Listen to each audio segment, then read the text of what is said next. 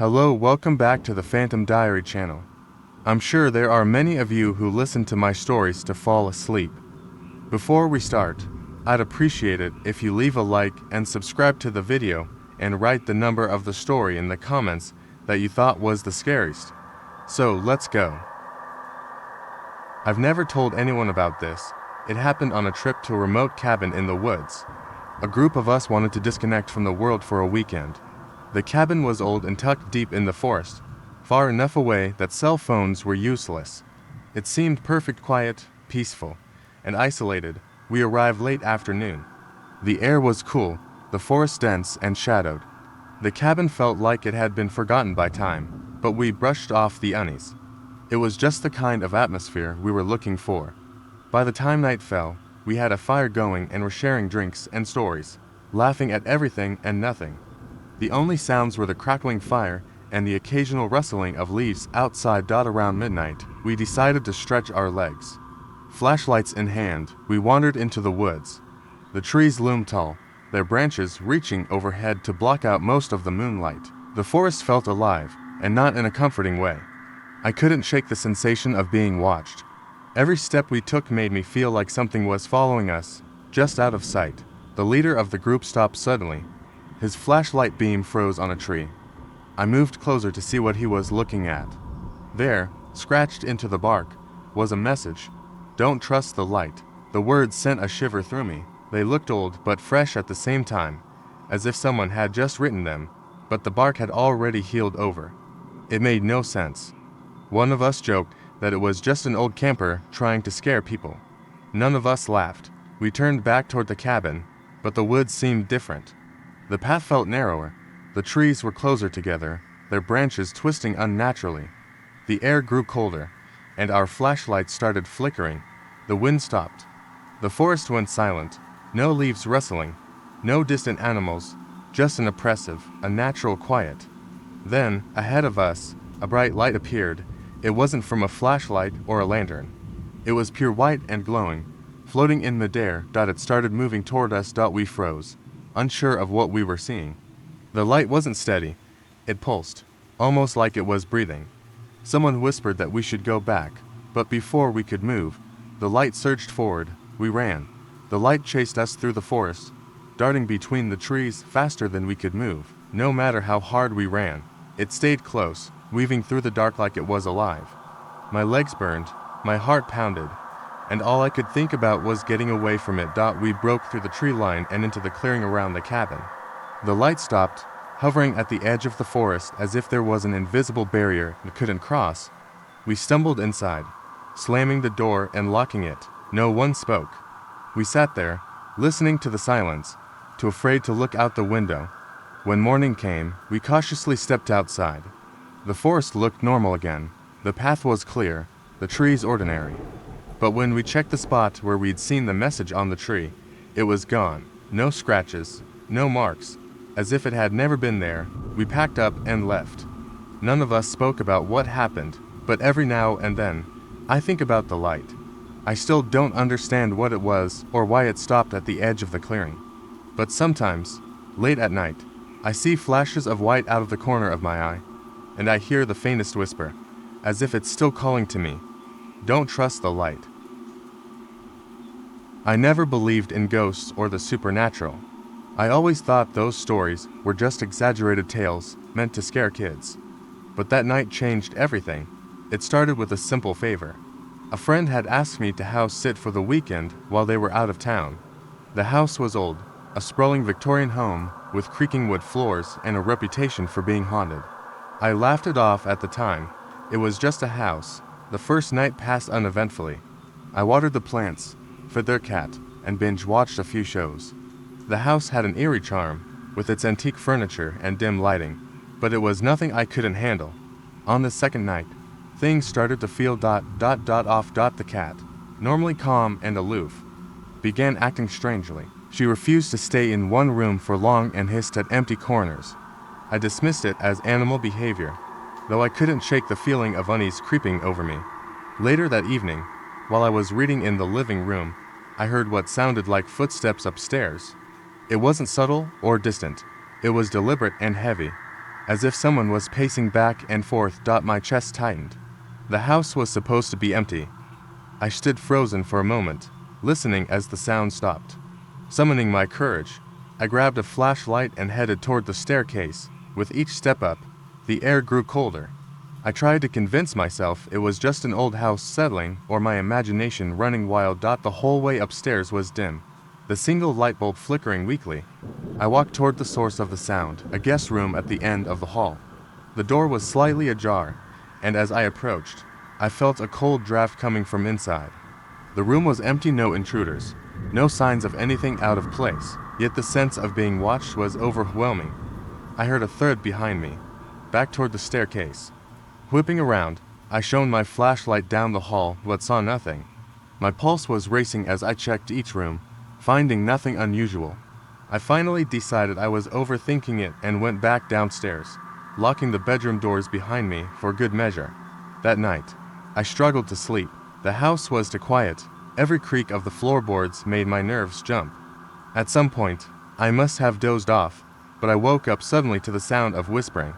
It was faint, almost like a breeze, but unmistakably human. My heart pounded as I strained to hear the words. It seemed to be coming from the corner of the room near the window. I sat up, clutching the blanket, and turned on the lamp. The whispers stopped instantly. The room was still, but I could feel the hairs on my neck standing on end. I looked toward the window, and for the briefest moment, I thought I saw a figure standing outside. It wasn't clear, just the outline of something tall and motionless. I blinked, and it was gone. The next morning, I tried to rationalize what had happened. Maybe I was just overtired, or maybe it was the wind outside. Determined not to let fear get the better of me, I decided to check the entire property in daylight. Nothing seemed out of place until I opened the basement door. I had avoided the basement all weekend. Something about it felt wrong, like a part of the house that didn't belong, but now I felt compelled to go down there. As I descended the creaky steps, the musty smell grew stronger, and the light barely illuminated the space. It was cluttered with old furniture and boxes, but in the far corner, something caught my eye. A tall mirror stood there, covered in a heavy sheet. I approached it cautiously, unsure why I felt so drawn to it. Pulling the sheet away, I stared at my reflection. For a moment, everything seemed normal. Then, my reflection smiled at me. I didn't smile. I froze, watching as the image in the mirror tilted its head, studying me with a look of amusement. I stumbled back, my heart racing, and the reflection stepped forward, pressing its hands against the glass as if it were trying to come through. I ran up the stairs, slamming the door behind me. I didn't stop running until I was outside, breathing in the fresh air as if I had been drowning. My friend returned the next day, and I told them I couldn't stay there again. I didn't mention the mirror. Weeks later, they called to tell me the strangest thing. The mirror in the basement had shattered on its own. But what really made my skin crawl was the discovery underneath the shards. Scratched into the wooden frame was my name, carved over and over again. It began on a cold, damp evening when my cousin invited me to help clean out the attic of his late grandfather's house. The old house had been empty for months, sitting untouched on a lonely hill surrounded by dense woods. He had asked me to come along because the place gave him the creeps, and honestly, I couldn't blame him. The house was ancient, its wooden frame groaning in protest every time the wind shifted. The attic was the worst. The air was thick with dust, and the smell of mildew clung to everything. It was crammed with boxes, furniture draped in yellowed sheets, and old mirrors leaning precariously against the walls. A single, naked bulb hung from the ceiling, casting long, jagged shadows. It was the kind of place that made your skin crawl for no good reason. That, as we worked through the clutter, sorting what to keep and what to toss, I couldn't help but feel like the shadows were moving. Every time I glanced at the mirrors, I thought I caught something out of place. Not me, not my cousin, but something else. I told myself it was just my imagination, the result of too much caffeine and too little sleep. But the feeling wouldn't go away. We worked until the sun set, and darkness filled the attic. The bulb cast a sickly yellow light, barely illuminating the room. My cousin, sorting through an old trunk, suddenly froze and held something up. It was a small, leather-bound journal, its cover cracked and brittle. He opened it, and the brittle pages crumbled slightly at the edges. It was filled with spidery handwriting, most of it illegible except for one phrase, which repeated over and over. "Don't let it in." My cousin laughed nervously, brushing it off as a weird quirk of an old man with too much time on his hands. But the air felt heavier after that, as if the room itself were holding its breath. We tried to shake it off and keep working, but the unease only grew. I felt like we were being watched. Every so often, I'd turn to look at the mirrors, and I could have sworn there was something wrong with our reflections. The movements weren't quite right. Like a half-second delay, I said nothing, afraid of sounding paranoid. But then my cousin spoke up, his voice trembling. He asked if I'd noticed something strange. Before I could answer, the light bulb flickered and went out, plunging the attic into darkness. I fumbled for my flashlight, the sound of my breathing loud in the silence. The beam cut through the blackness, illuminating the rows of mirrors. That's when I saw it. In one of the mirrors near the back of the attic, there was a third reflection. It wasn't me, and it wasn't my cousin. It was taller, hunched, with impossibly long arms and a face that looked almost human but not quite right. Its eyes were black pits, its mouth twisted into a grin that stretched too far. My cousin gasped. He saw it too. I swung the flashlight around, but there was nothing there. Only the cluttered attic and the oppressive darkness. My hands shook as I turned back to the mirror. The figure was still there, but now it was closer. It was staring directly at me, its head tilted at an unnatural angle. I grabbed my cousin's arm, my voice barely a whisper. We needed to leave, now. He nodded, and we stumbled down the narrow stairs, the beam of my flashlight bouncing wildly. As we reached the hallway, we heard it, a scraping sound, like nails dragging across wood. It was coming from the attic. We didn't stop to investigate, we ran. The house seemed to twist and stretch around us, the walls closing in as we stumbled toward the front door. The scraping sound grew louder, faster, chasing us. Just as we reached the door, I turned back, unable to help myself. At the top of the stairs, it stood, the same figure from the mirror, hunched and grinning, its eyes fixed on us. But what made my blood run cold was the realization that it wasn't just standing there, it was holding the journal. The phrase "don't let it in" was scrawled across its body, etched into its skin like deep, angry scars. We burst out into the night, slamming the door behind us. The sound of the scraping stopped. The house loomed behind us, silent and dark, its windows like empty eyes watching us leave. We didn't speak as we drove away, too shaken to process what had happened. To this day, I can't explain it. I don't know what we saw or how it was possible. But sometimes, late at night, I catch myself avoiding mirrors, and every now and then, out of the corner of my eye, I think I see that twisted grin staring back at me. It started on a late autumn night when a friend and I decided to explore an abandoned house just outside of town. It had been empty for decades, the kind of place that fueled urban legends. People whispered about lights flickering in the windows and strange noises coming from inside. Naturally, we were curious, the way only young people, with nothing better to do, could be. The house was enormous, its wooden frame sagging under the weight of neglect. The windows were broken, and the front door hung on rusted hinges. We had brought flashlights, but I remember the beams barely cutting through the dense darkness inside. The air smelled of mildew and rot. Leaves crunched underfoot as we stepped onto the warped floorboards. The entryway opened into a cavernous living room. Furniture draped in white sheets stood like ghosts in the gloom. A grand staircase loomed to the left, its banister coated in cobwebs. We agreed to start upstairs, feeling braver together. The steps groaned beneath our weight, each creak reverberating through the empty house. As we reached the landing, I noticed the unsettling silence. No wind, no animal sounds. It was as if the world outside had ceased to exist. The first few rooms were empty, just peeling wallpaper and broken glass. But the third door was different. It was shut tight, unlike the others that swung open with ease.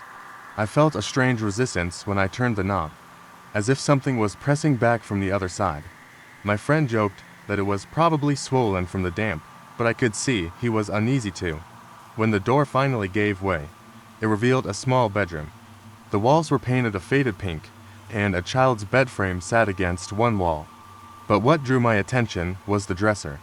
Its mirror was intact, unlike the broken shards scattered throughout the house. As I stepped closer, I saw something that made my stomach drop. In the reflection, the room wasn't empty. There was a figure standing in the corner. It was a man, tall and thin, his face obscured by shadows. I spun around, flashlight sweeping the corner, but there was no one there. I glanced back at the mirror, and the figure was gone. My friend had seen it too. He was pale, his flashlight shaking slightly. Neither of us said a word, but we backed out of the room. Shutting the door firmly behind us, we decided to leave, suddenly feeling like we had overstayed our welcome. As we descended the staircase, I felt a prickling sensation at the back of my neck, like we were being watched. I kept glancing over my shoulder, but there was nothing. The house seemed darker now, the air heavier. Just as we reached the front door, we heard it. A loud crash from upstairs, as if something heavy had fallen. My friend looked at me, his eyes wide. Against my better judgment, I suggested we check it out. I didn't want to be the person who ignored something like that, only to regret it later. We crept back up the stairs, every creak of the wood amplifying the tension. The crash had come from the same bedroom. This time, the door was slightly ajar. Pushing it open, we found the room exactly as we had left it except for the mirror. It was shattered, shards of glass littering the floor. The frame was twisted, almost as if it had been torn apart by something stronger than human hands. I knelt to pick up a shard, curiosity overriding fear. That was when I noticed something chilling. The pieces of glass reflected not just us, but the entire room except for the space behind us. It was blank, a void where the rest of the room should have been. I dropped the shard and stumbled back, my breathing ragged. That was when we heard the whisper. It wasn't loud, but it was unmistakable. A single word, drawn out and raspy. Leave. It didn't sound like a plea or a warning. It sounded like a command. My friend didn't wait. He bolted down the stairs, and I was right behind him. We didn't stop running until we were outside, gasping for air. The house stood silent and still, its dark windows staring back at us. But, as we turned to leave, I saw something in the upper window. A shadow. Unmoving. Watching us. We drove back to town in silence, neither of us wanting to talk about what had happened. But later that night, as I lay in bed, I noticed something chilling. The mirror in my bedroom, which I had owned for years, had a crack running through it. And in that crack, faintly, I could see the outline of a figure. It started as a quiet night, the kind where you feel the weight of the silence pressing against your ears. I was dog-sitting for a friend at their house in the countryside. They had warned me it could get lonely out there, surrounded by nothing but trees and open fields, but I had shrugged it off. I enjoyed solitude, and I wasn't afraid of the dark. I was wrong. The house was small, cozy, with large windows that overlooked the woods. The dog, a large shepherd mix, had been restless all evening, pacing near the back door. I figured he just missed his owners. The night stretched on uneventfully. I fed him, let him out into the yard for a while, and finally settled on the couch to watch some TV. Around 11, I heard the first sound. It was faint at first, like something rustling against the side of the house. I muted the TV and listened, but everything had gone silent. I chalked it up to the wind. Living in the city had dulled my sense of how noisy the countryside could be. The dog, however, didn't seem convinced. He stood in the middle of the room, ears pricked, staring at the back door. It was unnerving, but I brushed it off. I called him over, and he reluctantly lay at my feet. I tried to focus on the show, but I couldn't shake the feeling that something wasn't right. The house felt colder, as if the warmth had seeped out through invisible cracks. At midnight, the sound came again. This time, it was louder. It wasn't just rustling. It was a deliberate, dragging noise, like something heavy being pulled across the ground outside. I stood up, my pulse quickening, and walked to the back door. The dog followed, his fur bristling. I flipped on the porch light. The yard was empty, the woods beyond it still and dark. The sound had stopped. I scanned the tree line, but saw nothing unusual. Taking a deep breath, I stepped outside to get a better look. The cold air stung my skin as I peered into the shadows. That was when the dog began to growl. A low, guttural sound that I had never heard from him before. His eyes were fixed on the far corner of the yard, where the light didn't quite reach. I followed his gaze, my heart hammering in my chest. At first, I thought it was just a trick of the light. A tall, misshapen figure stood at the edge of the trees, barely visible. It didn't move, it didn't make a sound. I blinked, and it was gone. My rational mind tried to make sense of it. Maybe I had imagined it, maybe it was just a shadow. But the dog's growl deepened, and his body tensed as if ready to pounce. I backed into the house, locking the door behind me. The dog barked once, sharply, then fell silent. I tried to calm myself. I told myself there was nothing out there, that my imagination was running wild. But the unease didn't leave me. I decided to stay awake, just in case. Hours passed, and the night grew colder. The dog had settled at my feet again, but his ears twitched at every creak and groan of the house. At some point, I must have dozed off, because I woke to the sound of knocking. It was soft but insistent, coming from the back door. The clock on the wall read 3 in the morning. My heart raced as I got up and crept toward the door. The knocking continued, steady and deliberate. I glanced through the window but saw nothing. My hand hesitated on the doorknob. Then the knocking stopped. A moment of silence followed, then a voice.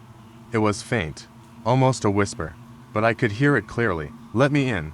My blood turned to ice. The voice was familiar. It was my own. I stumbled back, my breath catching in my throat.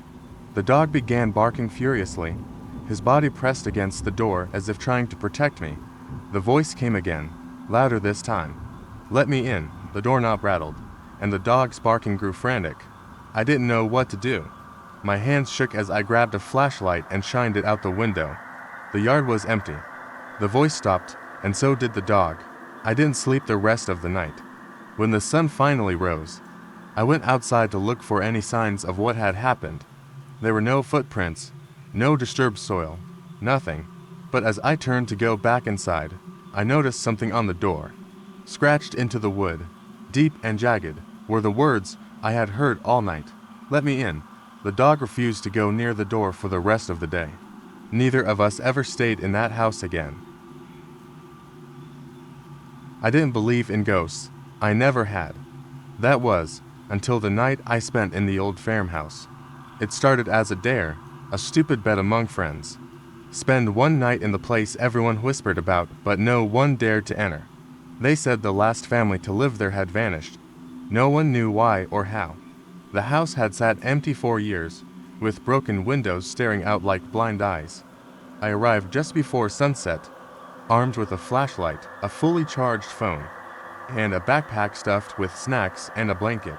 The place looked worse up close, with ivy choking the sides and rot eating at the doorframe. Inside, the air was heavy, stale, and suffocating, carrying a faint metallic tang. Every creak of the floor under my boots echoed like gunfire in the silence. The first few hours passed uneventfully. I stayed in the living room, scrolling through my phone to distract myself.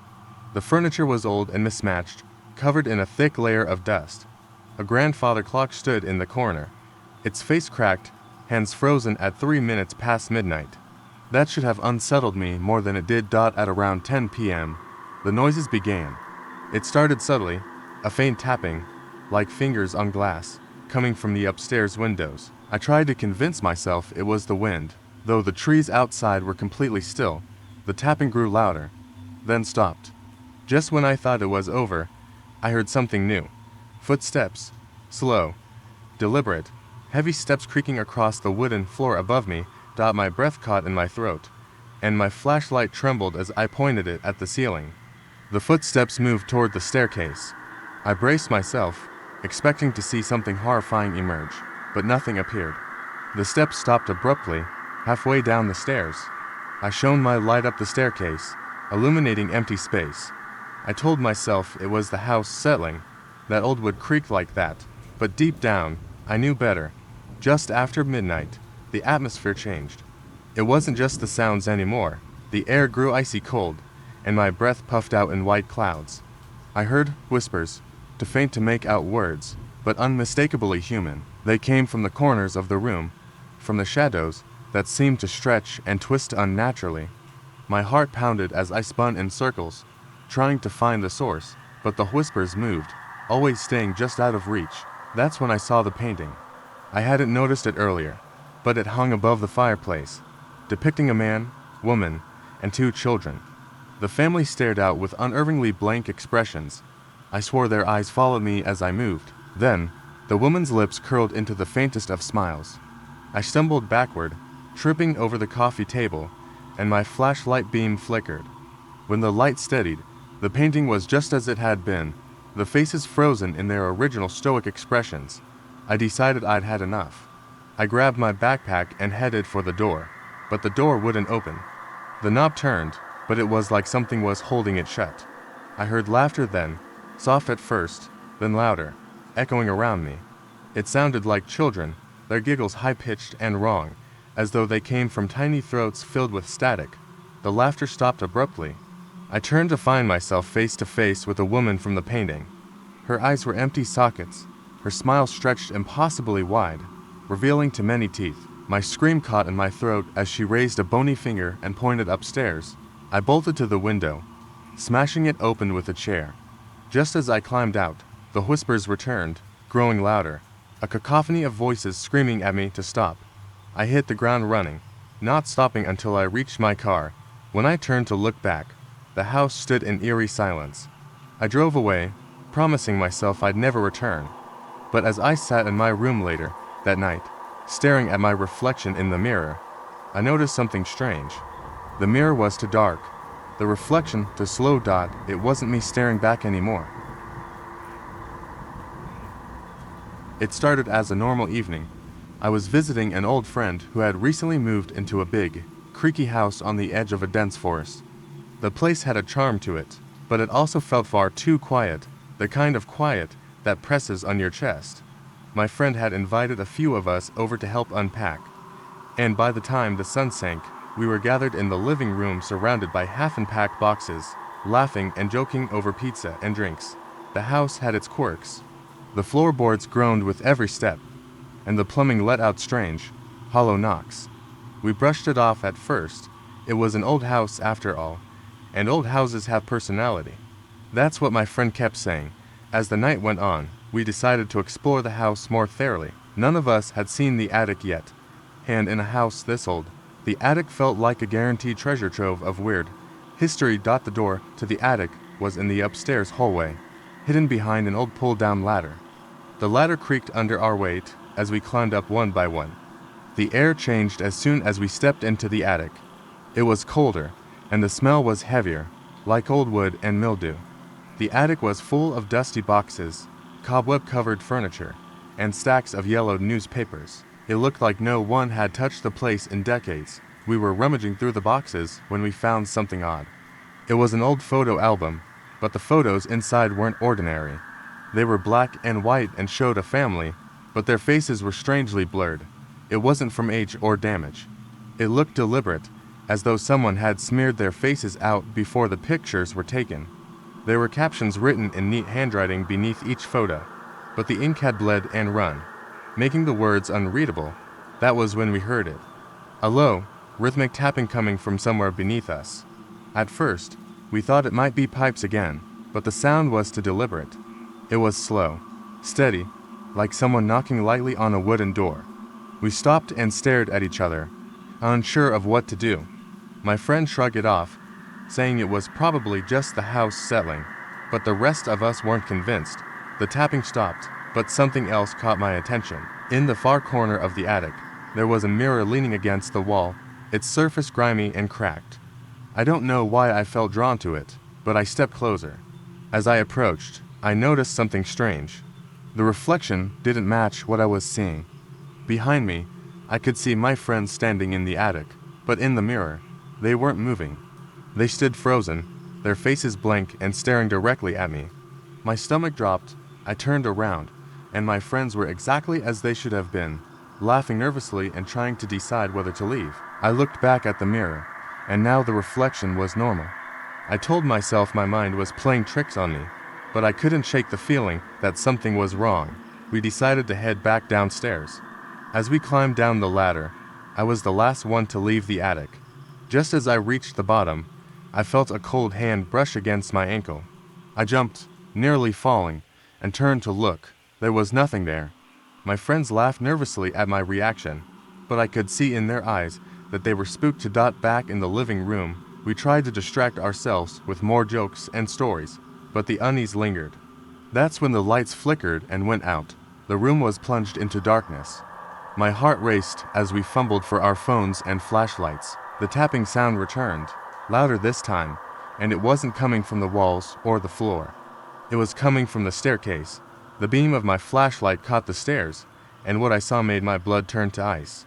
There was a figure standing halfway down, its face pale and featureless, its head tilted unnaturally to one side. It didn't move, didn't react to the light. It just stood there, watching us, or at least I think it was watching. We froze, not daring to breathe. Then, without a sound, the figure turned and walked back up the stairs, disappearing into the shadows. We didn't stay to investigate. We grabbed our things and bolted out of the house, not stopping until we were outside in the safety of the night air. My friend moved out a week later after finding scratches on the attic walls and hearing whispers at night. To this day, I can't explain what we saw. I don't want to. All I know is that when I look in mirrors now, I can't help but wonder if the reflection I'm seeing is really mine. I'll never forget the night my friends and I decided to take a trip to that abandoned house. It wasn't a grand plan. We were just a group of college students looking for something to do on a Saturday night, and when someone mentioned the old mansion at the edge of town, we all jumped at the chance. It had been sitting there, untouched, for years, just a hulking structure, faded by time and nature, covered in stories we had all heard but never truly believed. Everyone said it was haunted. Everyone said we were crazy to go. But of course, that only made it more tempting. We packed flashlights, snacks, and a camera for good measure. After a short hike through the overgrown path that led to the house, we finally arrived at the front door. It was exactly as we'd imagined: creaky, ancient wood with rusted metal hinges. The windows were boarded up, and ivy crept over the stone walls like it was trying to pull the house back into the earth. The kind of place you'd expect to be in a horror movie. We laughed nervously as we pushed the door open. The smell hit us immediately: mildew, dust, and something more metallic, almost like cold blood. The flashlight beams cut through the darkness, revealing a long hallway with peeling wallpaper and broken furniture scattered everywhere. We joked about how eerie it looked, but even I could feel the chill in the air, a sense of heaviness that made every step feel slower than it should. We decided to explore the house room by room, each more unsettling than the last. The living room was filled with shattered glass, and the dining room had a long table covered in rotting remnants of food that had long since turned to mush. There was an overwhelming sense that time had stopped here, that the place was frozen in some terrible moment, but we didn't stop. It was all part of the fun until we found the staircase. At the top of the stairs, the air felt different, colder. We shone our lights around, and that's when I saw it, a door at the end of the hall, slightly ajar. I felt a knot form in my stomach, a sudden urge to turn back, but curiosity won out. I led the way. The room behind that door was much smaller than the others, barely furnished except for a single rocking chair in the corner. It faced the wall, but something was odd about it. The floor around the chair was covered in what looked like old, faded chalk marks. I moved closer to get a better look, but then the air shifted. A loud creak echoed through the room, so loud it made my heart skip a beat. The chair moved just slightly at first, as though someone had shifted their weight in it. I froze. My friends looked at me, unsure of what to say. One of them whispered, asking if I had touched it. I hadn't. We all gathered near the door, the tension mounting, as the chair began to rock back and forth, slowly at first, then faster, as though something or someone was pushing it from behind. That was when we heard it, a low, almost imperceptible whisper. Leave. I didn't know if it was the wind, my imagination, or something else, but the voice was unmistakable. It was as though it came from all directions, vibrating through the walls and the floor. And then, the most terrifying thing of all happened. The chair stopped for a split second. I thought maybe we had imagined everything. But as I turned to leave, my flashlight beam caught something, a reflection in the cracked mirror on the wall. It wasn't mine. A figure stood behind me, its pale face twisted in a grotesque, unnatural grin. I whipped around, but no one was there. My breath caught in my throat, and I could feel the hairs on the back of my neck standing on end. The door slammed shut, We screamed, racing to get out, the floor creaking beneath our feet as we sprinted back down the hall, stumbling over the debris in our panic. As we finally reached the bottom of the stairs, the air felt thick with something cold and suffocating.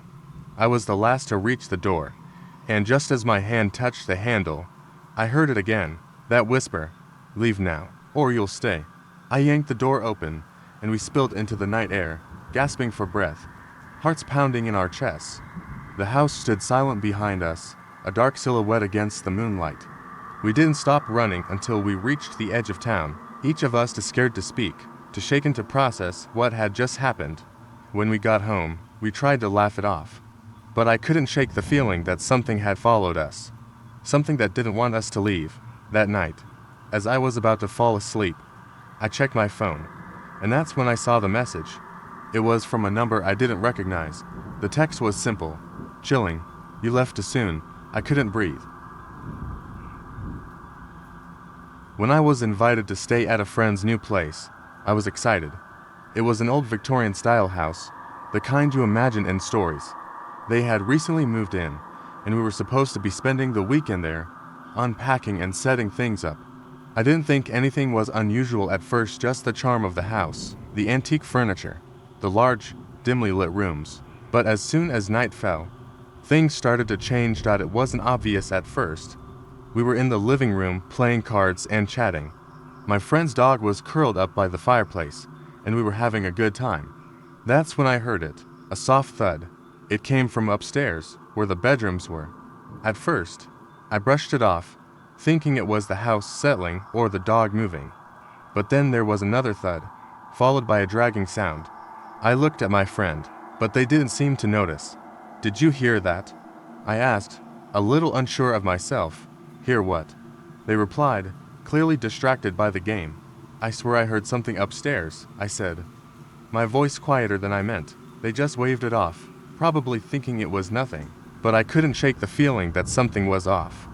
The house was too quiet, too still, and those noises, those dragging, faint sounds, they didn't sit right with me. Later, that night, around midnight, we were heading to bed. I took the guest room, which was at the far end of the hall. The moment I stepped inside, I felt it. The temperature dropped, and I could see my breath in the air, even though the house was warm. I brushed it off, thinking the room might be poorly insulated. I laid down, trying to fall asleep, but the house was too quiet. The kind of quiet that presses on your eardrums. I could hear my heartbeat, the hum of the refrigerator in the kitchen far below, and then more thuds. This time, they were louder. The floorboards creaked above me, followed by that dragging noise again. I shot up in bed. The dog had started barking downstairs, frantic and urgent. I didn't know what to do. I had always been skeptical about haunted house stories, but this felt different. There was something alive in that house, something that didn't belong. I grabbed my phone, prepared to text my friend, but before I could, the door to my room creaked open. I froze. I hadn't heard anyone walk down the hall. No footsteps, no sound of the door handle turning. But there it was, the door wide open, letting in only darkness. I didn't dare move. I couldn't. The dog's barking stopped abruptly. A heavy silence followed, thick and suffocating. I stared at the door, willing it to close, to end this feeling of being watched. Then, just as I thought I might be losing my mind, I heard it. A whisper, low and rasping, coming from the hall. "I'm here." It was a voice, but not a human one. It was too deep, too gravelly, like something trying to speak through the walls. I wanted to scream, but my body refused to move. I didn't dare look into the hallway, but I could feel whatever it was there, watching me. It wasn't just the house anymore, it was something else, something that had been waiting. I finally managed to get my legs under me, and I ran out of the room, down the hallway. I was panicking now, heart pounding in my chest. I banged on my friend's door. They opened it, half asleep, but I could see they were immediately shaken by my expression. "What's wrong?" they asked, looking around. "You need to get out," I whispered, trying to control my breathing. "There's something in the house." I heard it, "It's here." They looked at me, their face a mix of confusion and concern. But before they could respond, the dragging sound returned. It was louder now, closer. I turned toward the stairs, and there, standing at the top of the staircase, was the dog, but the dog wasn't barking. Its eyes were wide, pupils dilated. Its body was stiff, as if it had seen something it couldn't process. It was staring at something or someone that I couldn't see. I stepped back, and that's when I heard the unmistakable sound of footsteps coming down the stairs. Slow, deliberate, like someone was savoring the moment. The footsteps stopped at the bottom of the stairs. My friend and I stood frozen, not daring to make a sound. And then, just as the silence became unbearable, the dog turned and bolted toward the door. Without thinking, we followed. I didn't care about the rest of the house. I didn't care if we had to leave everything behind. I just had to get out. We made it to the car and drove off without looking back. When we finally stopped to catch our breath, I was shaking, my mind racing with what I had felt, what I had heard. But here's the part that still chills me to the bone. When I checked my phone, I saw I had a text from my friend. It had been sent hours earlier. While I was still in my room, it said simply, "You're not alone."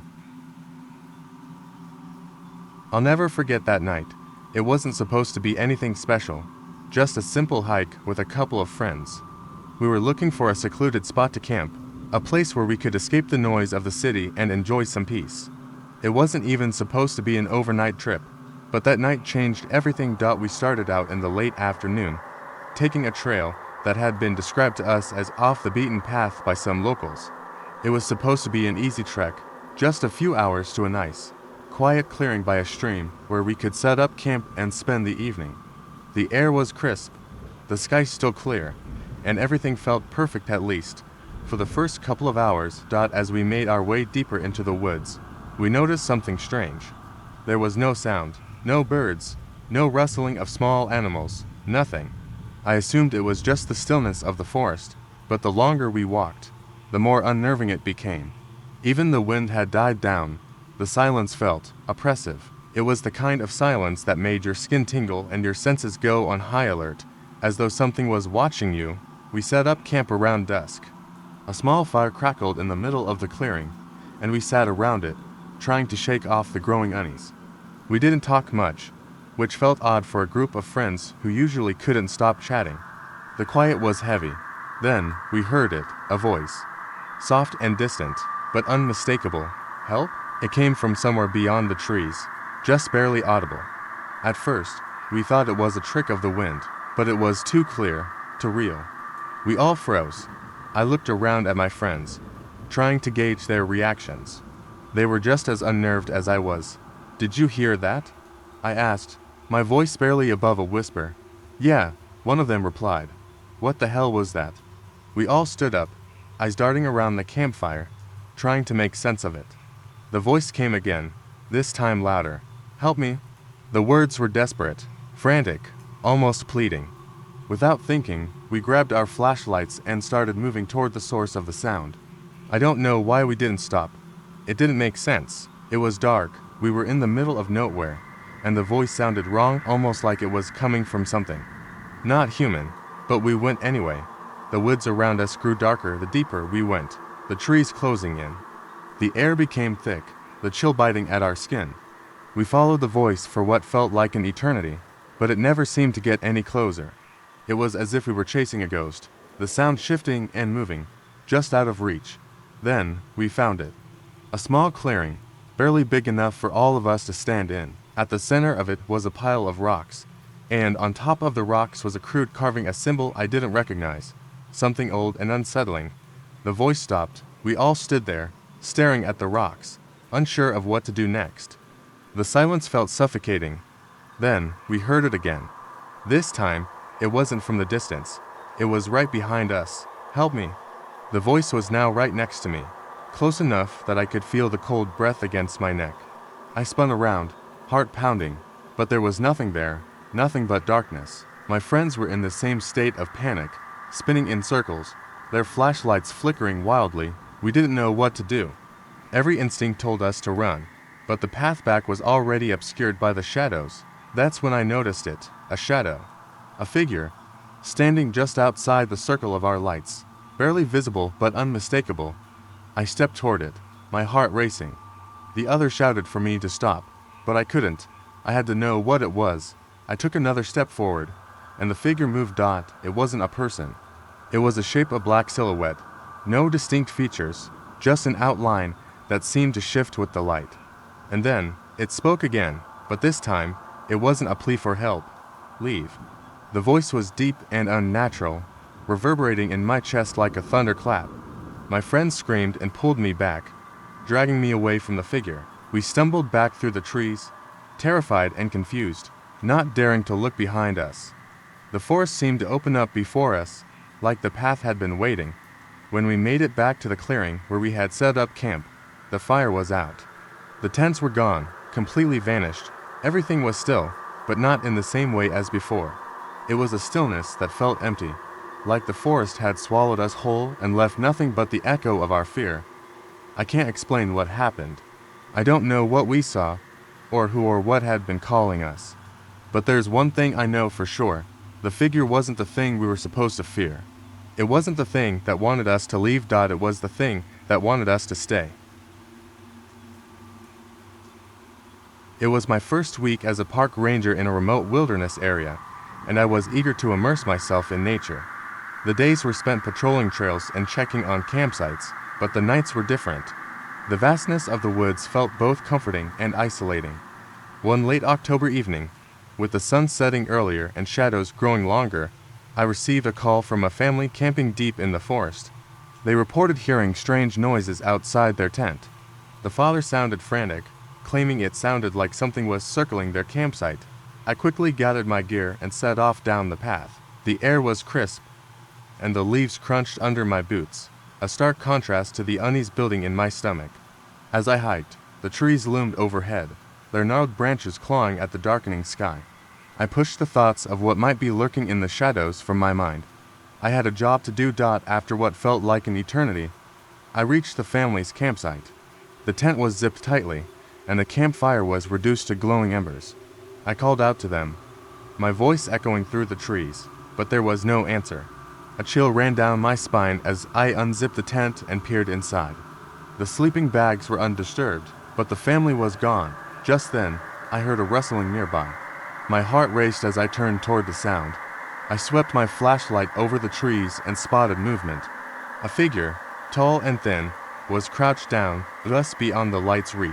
Its back was turned to me, but I could see the outline of long limbs and something glimmering in its hands. I called out again, this time my voice shaking with a mix of fear and adrenaline. The figure slowly turned its head, and I was struck by a horrifying realization. It wasn't human. Its face was a twisted caricature, elongated and with hollow eyes that seemed to swallow the light.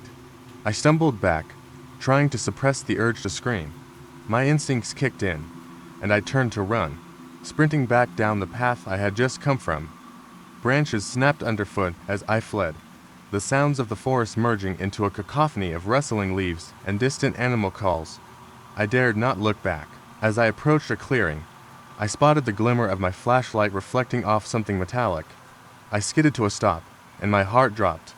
It was an axe, buried in the ground near a tree stump. The sight sent a jolt of fear through me. Why was it here? Who had left it? I quickly glanced around, the growling noise from before echoing in my mind. It was getting closer.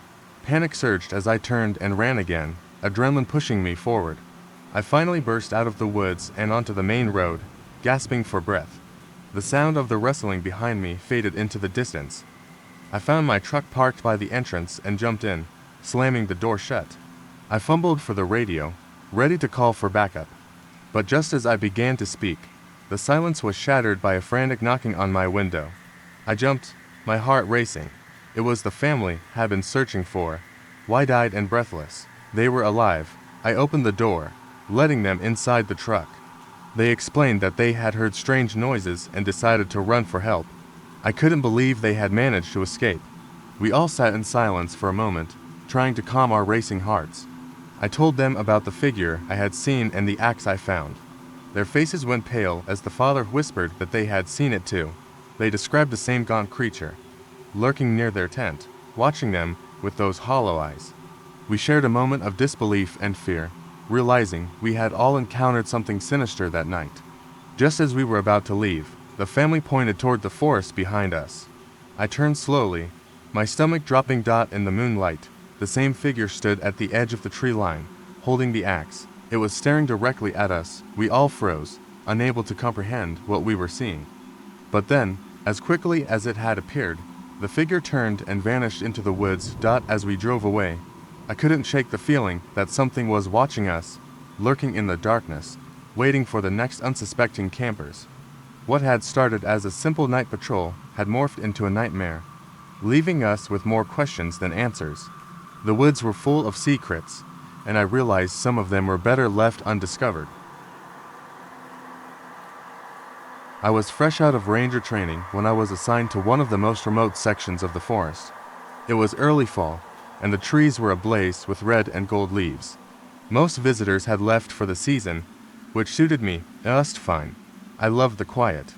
The stillness of the woods gave me time to reflect, but that peace was about to be shattered. One evening, as the sun dipped below the horizon, I received a call on my radio about a family who had set up camp deep in the woods. They reported strange noises outside their tent. I had been patrolling the area, so I decided to check on them. The trail was familiar, but darkness descended quickly, and my flashlight seemed to struggle against the thickening shadows. As I approached their campsite, I heard a low, unsettling growl echoing through the trees. My heart raced. I knew bears were common in these woods, but this was different. The growl had an unnatural quality, a resonance that felt almost human. I quickened my pace, muscles tense, flashlight flickering against the growing darkness. When I reached their campsite, the family's tent was pitched but empty. The fire was still smoldering, and scattered belongings lay haphazardly around. I called out, my voice shaking, but only silence answered. I stepped into the tent, and everything looked normal at first. But then I noticed something odd. Deep claw marks scored the ground outside the entrance, as if something had been pacing there.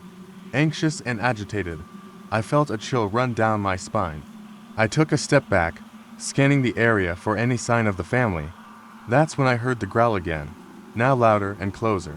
I whipped around, flashlight beam cutting through the darkness. The hairs on the back of my neck stood up as I caught a glimpse of something shifting in the shadows, tall, thin, and impossibly elongated. It had a human shape, but was far too lanky to be anything recognizable. I felt an instinctual urge to run, but my feet felt glued to the ground. I managed to force my legs into motion and bolted back toward the trail. Behind me, the creature let out a piercing scream that echoed through the trees, sending a shockwave of terror through me.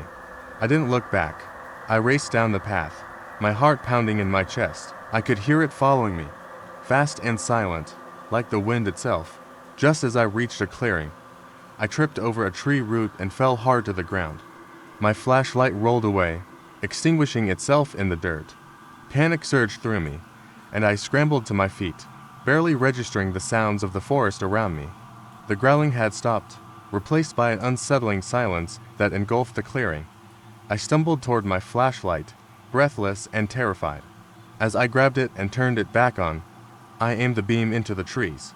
My stomach dropped as I saw the creature standing at the edge of the woods, its eyes glowing a sickly yellow. It wasn't advancing. It just stood there, watching me. Then, without warning, the creature turned and dashed into the darkness, moving faster than I could comprehend. Confusion flooded my mind. What was it doing? I took a step back, heart still racing, when suddenly, a voice broke through the silence. Ranger, over here. I spun around to see a group of campers emerging from the brush. Their faces were pale, and I could see the fear in their eyes. They told me they had witnessed the creature too, that they had been camping nearby and had fled when they saw it approach their tent. They confirmed that the family was safe, just a short distance away. Relief washed over me, but it was short-lived. I tried to explain what had happened, the growl and the chase, but their eyes widened in horror as they listened. I could sense their disbelief and fear, but the fact remained that we all survived the night. Later, when I returned to the ranger station, I filed my report and shared the details with my supervisor. He listened intently, then leaned in closer. "Did you get a good look at it?" he asked. I nodded, still shaken. He sighed, a knowing look on his face. "Rangers in this area have seen it before. We call it the Watcher. No one knows what it is or where it comes from. Just be glad it didn't decide to come closer." A chill settled deep in my bones as I realized that what I had seen might not have been a random encounter, but part of a much darker reality hidden in the woods. The forest had its secrets, and I was just beginning to scratch the surface. I had been a park ranger for just over a year, and it was a crisp October evening when I found myself on night patrol. The forest was alive with the sounds of crickets and the occasional rustle of leaves as the wind whispered through the trees. The moon hung low, casting an eerie glow that illuminated the path ahead. I loved this time of year. The air was cool, and the vibrant autumn colors made the woods feel alive. As I rounded a bend, my radio crackled to life. I heard the anxious voice of another ranger. He reported that a group of campers hadn't returned from their hike and were overdue. Concern flooded me as I noted the time. It was getting late, and the temperature was dropping rapidly. I assured him I would head out to look for them. With my flashlight in hand, I set off down the trail. The deeper I ventured into the woods, the more the world around me faded into shadows. I called out to the campers as I walked, hoping to hear a response, but the only reply was the haunting echo of my own voice. Suddenly, I heard something in the distance: laughter. It sounded like it was coming from deeper in the forest. I quickened my pace, the sound of laughter growing louder as I moved closer. As I approached, I noticed something odd. The laughter had taken on an unsettling tone, almost mocking. I broke through the underbrush and stumbled into a clearing. My flashlight beam flickered over several tents set up in a semicircle, but the laughter had ceased. The clearing was empty, and the campers were nowhere to be seen. A chill crept up my spine. It felt as if the forest was holding its breath, waiting. I decided to check the tents. As I unzipped the flap of the first tent, my heart raced. Inside, it was just a mess of sleeping bags and camping gear. No sign of struggle, no indication anyone had been here recently. I moved to the next tent, and when I unzipped it, I was hit by a strange smell, something sweet and putrid. I froze. There was something off about the air. I looked around, feeling a deep sense of unease settle in. I scanned the clearing, trying to shake the feeling of being watched. The trees loomed tall and dark, and I could hear the soft rustling of leaves in the breeze. That's when I noticed a dark figure standing at the edge of the woods, partially hidden behind a tree. My pulse quickened, and I gripped my flashlight tighter. I called out, demanding to know who was there. The figure didn't move. I took a hesitant step closer, shining my light toward the figure. As I did, it stepped out from behind the tree, revealing itself. It was a person, but something was horribly wrong. Their limbs were contorted, and their eyes were wide and unblinking. A chill shot through me. This was not a camper. Just then, the laughter erupted again, this time much closer, echoing through the trees. It was a chorus of voices, high-pitched and mocking, like children playing a twisted game. I felt my heart race as the figure began to move toward me, its body swaying unnaturally. I stumbled back, my instincts screaming at me to run. As I turned to flee, I tripped over a root and fell hard to the ground. I scrambled to my feet and bolted back toward the trail, the laughter ringing in my ears. I could hear footsteps behind me, quick and light, as if they were chasing me. I burst out of the woods and onto the main path, gasping for breath. I ran as fast as I could, not daring to look back until I reached the ranger station. When I finally made it, I slammed the door behind me, locking it tight. I collapsed against the wall, trying to steady my racing heart. My radio crackled again, pulling me from my panic. The other ranger's voice cut through, frantic and desperate. He had found the campers huddled together in their tents, but they were terrified and refusing to come out. They had heard the laughter too, but it had stopped as soon as they entered the tents. I felt a chill wash over me. As I relayed what I had seen, I looked out the window into the dark woods.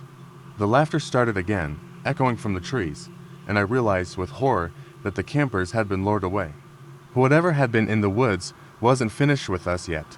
The mocking laughter filled the air, and I knew deep down that the forest was hiding more than just shadows. It was alive, and it would not let us go easily. I always thought being a park ranger would be a peaceful job. I spent my days hiking the trails, keeping an eye on the wildlife, and sharing my love for the outdoors with visitors. But that all changed one fateful autumn night. The air was crisp, and the forest was alive with the sounds of rustling leaves and distant animal calls. As the sun dipped below the horizon, I wrapped up my last patrol and headed back to the ranger station. The woods took on a different feel after dark, and even though I was alone, I felt a strange sense of unease. I locked up the station and decided to take a short walk before heading home. There was something about the silence that drew me in. I wandered deeper into the woods, the flashlight beam dancing between the trees. The familiar paths felt different in the dark, and every crack of a twig made my heart race. Suddenly, I heard a strange noise, a low, grating sound. It seemed to come from somewhere nearby. I stopped, holding my breath, and listened. It was unlike anything I had ever encountered in the forest. It sounded almost like someone whispering, but there was a raspy edge to it. I shivered, dismissing it as my imagination running wild. Continuing my walk, I stumbled upon an old camping site. The fire pit was cold, the logs arranged haphazardly. I remembered this spot. It was a popular camping area for families. I pulled out my radio, ready to check in with the other rangers, when I noticed something strange. There were two sets of footprints leading away from the site, but they were mixed with something else, something that looked like claw marks. My heart began to pound as I knelt to inspect them. The prints were large, almost too big to belong to any animal in the area. I tried to rationalize it, convincing myself it was just a trick of the light. But the feeling of being watched crept back in. I stood up, suddenly feeling exposed. That's when I heard it again, the grating whispering. It was closer this time. I swung my flashlight around, the beam cutting through the darkness. Nothing. I stepped back, feeling a chill run down my spine. The whispers intensified, and I felt an overwhelming urge to run. I turned and sprinted back toward the path, the light bouncing erratically in front of me. Just as I rounded a corner, my foot caught on a root, and I stumbled forward, crashing to the ground. The flashlight flew from my hand, extinguishing the only source of light. Panic surged through me as I fumbled to turn it back on. In the darkness, the whispers became louder, almost mocking. I finally managed to get it working again and aimed the beam into the trees. I was greeted by a horrifying sight. Standing just outside the circle of light was a figure. Tall and thin, with long, gangly limbs, it stood perfectly still, its head tilted at an unnatural angle. I couldn't make out any features, just a dark silhouette against the backdrop of the trees. My breath caught in my throat. I bolted to my feet and ran. The whispers turned into a cacophony of voices, echoing all around me. I could hear my own heartbeat pounding in my ears as I raced down the path. I didn't stop until I reached the ranger station, slamming the door shut behind me. I locked it and leaned against it, panting heavily. After a few moments, I forced myself to calm down. Maybe I had imagined the whole thing. I was just tired from my long day. I flipped the light on and checked my radio. Just as I was about to call it a night, a chilling sound broke through the silence. A soft knock echoed from the door. My heart raced as I approached, hesitantly peering through the window. Outside stood a family: mom, dad, and two kids, looking lost and frightened. They explained they had been camping nearby when they heard strange sounds and saw a figure in the woods. They had fled, thinking they would find help. My body relaxed, relieved that I wasn't alone in this. I welcomed them in and made them comfortable while I called for assistance. They described the whispers and the figure, and I felt a cold sweat break out across my forehead. As I turned to grab some extra blankets, I glanced back at the window, and that's when I saw it again.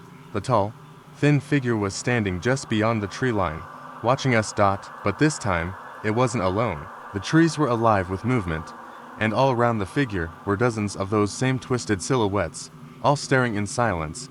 I stumbled back, my mind racing. I wasn't crazy. The whispers hadn't been in my head. The forest had been hiding something much darker all along. The family beside me had unwittingly stumbled into something I had barely escaped, and now it felt like it was closing in. I had always loved the solitude of the woods. As a park ranger, my job was to protect these natural wonders, but I also enjoyed the peace that came with the deep trees and endless trails. However, my perspective shifted during a chilling autumn night that I still can't shake. It was late October when the leaves transformed into brilliant reds and golds, drawing visitors to the park for one last glimpse before winter. I was scheduled for a night shift, checking the campsites and ensuring everyone was safe. The chill in the air hinted at an approaching storm, and I pulled my jacket tighter around me as I made my rounds. The campgrounds were mostly empty. The few campers that remained were huddled around their fires, sharing ghost stories. I smiled at their laughter, but it faded quickly as I walked deeper into the woods. The only sound was the crunch of leaves beneath my boots, and a sense of unease began creeping in. About an hour into my shift, I heard rustling in the bushes nearby. I paused, my breath catching in my throat. The sound was unnerving, almost deliberate. I shone my flashlight toward the noise, but only darkness greeted me. I hesitated, but the sound stopped, and I dismissed it as a deer or some other animal. I continued my patrol, but that feeling of being watched lingered. When I reached the farthest campsite, I noticed a flickering light. I approached cautiously, thinking it might be an unattended fire. Instead, I found a tent with the flap wide open and no one around. Inside, there were scattered belongings and a half-eaten sandwich lying on the ground, as if someone had left in a hurry. My instincts kicked in. Something felt very wrong. I called out for the campers, but there was no response, just the sound of the wind rustling through the trees. I decided to check the nearby trails, but as I walked away from the campsite, I heard it again, a low, guttural growl echoing through the trees. It sent chills down my spine, but I pressed on, trying to rationalize it as my imagination. The forest seemed to darken as the wind picked up, carrying a sudden coldness that wrapped around me. I hurried back to the campsite, but the tent was still empty. Panic began to set in as I fumbled for my radio to call for backup, but the device crackled with static. I was alone. I decided to head back to the main road, thinking I could catch a passing ranger or even a hiker. But the deeper I walked, the more disoriented I felt. The trees loomed overhead, blocking out any trace of moonlight, and I realized I had lost my way. The growl returned, closer this time, accompanied by the sound of something heavy moving through the brush. My heart raced as I turned to run, but then I saw a figure standing in the shadows, partially obscured by the trees. It was tall and emaciated, with elongated limbs and eyes that glowed like two cold embers in the dark. I froze, unable to process what I was seeing. My instincts kicked in, and I took off in the opposite direction, adrenaline coursing through me. As I ran, branches snagged at my clothes, and the underbrush crunched beneath my feet. The growling intensified behind me, chasing me through the maze of trees. Just when I thought I was safe, I tripped over a root and fell. The wind knocked out of me. I scrambled to my feet and glanced back. The figure had stopped, but I could feel its gaze boring into my back. Desperate, I sprinted toward a clearing, praying it would lead me to safety. Bursting into the open, I spotted the campers I had seen earlier. They were standing by their fire, but something was off. Their faces were blank, eyes wide and unblinking. They stared past me into the darkness of the woods. I called out to them, but they didn't respond. I turned to see the figure emerge from the trees, and the campers began to scream. I felt a wave of terror wash over me as I realized the campers weren't frozen in fear. They were entranced, caught in some horrifying spell.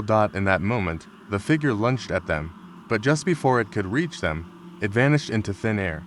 The campers blinked and suddenly returned to normal, confusion etched on their faces. I didn't know if I was dreaming or if I had lost my mind, but the figure was gone, leaving only an echo of its growl behind. The campers recounted their own experiences of feeling watched, of shadows moving just out of sight. We all made it back to the ranger station that night, shaken but alive, leaving the mystery of the woods behind us.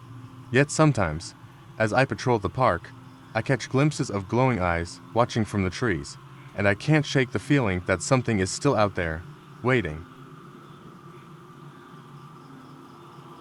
As a park ranger, I had spent countless nights patrolling the deep woods, but one October evening still stands out in my mind.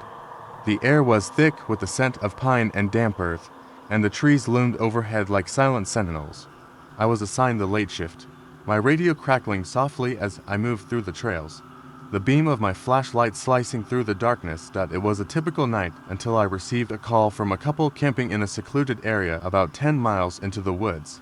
They reported hearing strange noises, a mix of growls and whispers that sent shivers down their spines. I tried to calm them, assuring them it was likely just a nearby animal, but their fear was palpable. I told them I would head their way and check things out. The hike to their campsite was uneventful at first, the familiar sounds of the forest filling my ears. But as I walked deeper into the woods, The atmosphere shifted. The sounds faded, and an unnatural silence enveloped me. My flashlight flickered, and I shook it, hoping to coax it back to life. In that moment, I felt an overwhelming sense of being watched. Goosebumps prickled my skin, and I quickened my pace. When I finally reached the couple's campsite, the sight that greeted me sent a chill down my spine. Their tent stood in disarray, the zipper partially open, and belongings scattered around as if a storm had swept through. But the couple was nowhere to be found. I called out their names, but only silence answered. My instincts kicked in, and I moved cautiously, scanning the area. As I walked further into the woods, I stumbled upon a trail of what looked like deep claw marks gouged into the bark of nearby trees. My heart raced as I followed the marks, trying to piece together what had happened. Each claw mark seemed to lead deeper into the shadows, beckoning me forward. Suddenly, a branch snapped behind me, and I whirled around, my flashlight beam sweeping across the trees. I was alone, but the feeling of being watched intensified. I took a deep breath and pressed on, hoping to find the couple or at least something that would explain their disappearance. As I turned a corner, I caught a glimpse of movement. My heart raced as I followed the movement, adrenaline surging through me. I stumbled upon a small clearing where I saw a figure standing with its back to me. It was tall and thin, its form barely visible in the dim light. My instinct screamed for me to run, but curiosity held me in place. I called out softly, asking if they were okay, but the figure remained motionless. A chill ran down my spine, and I took a cautious step closer. Just as I was about to reach out, the figure turned. My stomach dropped as I caught sight of its face, pale and gaunt, with hollow eyes that seemed to stare right through me. I stumbled back in shock, and the figure opened its mouth to let out a blood-curdling scream. I turned to flee, my heart pounding in my chest as I sprinted back the way I came. Behind me, the figure's scream echoed through the trees, a haunting sound that filled the air. I could hear the rustling of leaves and snapping branches as it pursued me, but I didn't dare look back. I finally burst through the tree line and into the clearing where the couple's tent still stood. Panting, I skidded to a stop, turning to face the forest. The darkness seemed to swallow everything, and I couldn't shake the feeling that I was not alone. The growling returned, echoing through the trees, and I, prepared for whatever might come. Just then, the couple emerged from the woods, their faces pale with fear. They looked as if they had seen a ghost, and I couldn't help but feel relief wash over me. They told me they had wandered off looking for firewood and had gotten lost, but as I looked back into the forest, I noticed something chilling. The figure I had seen was standing just at the edge of the tree line, watching us with those same hollow eyes. I grabbed the couple and we hiked back to the ranger station, glancing over our shoulders, convinced that whatever had followed us was still lurking in the shadows. We made it safely back, but as I sat down at my desk, I couldn't shake the feeling that I had let something dark escape the woods that night, a presence that was no longer confined to the deep trees. It was late October when I took my last shift as a park ranger before winter. The air was sharp and cold, and the leaves crunched underfoot as I made my rounds through the dense woods. This area was usually filled with hikers and families, but as the temperature dropped, the trails were empty. I found solace in the quiet, a kind of peace that allowed me to lose myself in the sounds of nature. As dusk approached, I made my way to the campground, where a few brave souls had set up for the night. I greeted them, checking that their fires were safe and their tents were secure. I reassured them about the wildlife, reminding them to store food properly. It was routine work, but the excitement of being in the woods kept me alert. Around 8 p.m., I began my final patrol of the night. The darkness settled in quickly, swallowing the path ahead. My flashlight beam danced erratically, revealing twisted branches and shadows that played tricks on my mind. The air grew heavy, and an unsettling sensation crept over me. It felt like the woods were holding their breath. As I turned a corner, I heard a soft rustling that didn't belong to the wind. My heart raced, and I trained my flashlight toward the sound. A few yards away, I saw movement. At first, I thought it was a deer, but as I focused, I realized it was too large and too human-like. It stood partially obscured by the trees, a tall figure hunched over. I called out, trying to sound confident, but my voice faltered. The figure froze, its head snapping up to reveal a face obscured by shadows. I squinted, trying to make out its features, but the light didn't reach far enough. It didn't move. It just stood there, watching. Instinct kicked in, and I backed away slowly, my heart pounding in my chest. I turned, deciding to head back to the campground. As I walked, the wrestling began again, but this time it was closer. I felt a jolt of panic. The sound grew into a quick succession of footfalls, echoing my movements. Whatever it was following me. I sprinted toward the main path, adrenaline surging through my veins. The flashlight flickered as I ran, casting erratic shadows on the trees. I heard a growl, low and guttural, reverberating through the air. I didn't look back. I couldn't. The pounding of my heart drowned out everything else as I rushed toward the campsite. I burst into the clearing, nearly stumbling into the fire pit where a few campers were sitting around the flames. They looked up, startled, as I gasped for breath. I quickly explained what I had seen, trying to keep the fear out of my voice. The campers were nervous, but intrigued, asking questions that I couldn't answer. Suddenly, one of the campers pointed behind me. Eyes wide, I turned, flashlight trembling in my hand. The figure stood at the edge of the trees, illuminated by the firelight. It was taller than any person I had ever seen, its limbs impossibly long. My breath caught in my throat as I caught a glimpse of its face. It was gaunt, hollow, with eyes that glowed unnaturally bright. I felt a rush of dread, but before I could react, the creature lunged forward, vanishing into the darkness. The campers screamed and scrambled to gather their things. We needed to get out of there, and fast. We ran together, the sound of our footsteps drowning out the panic.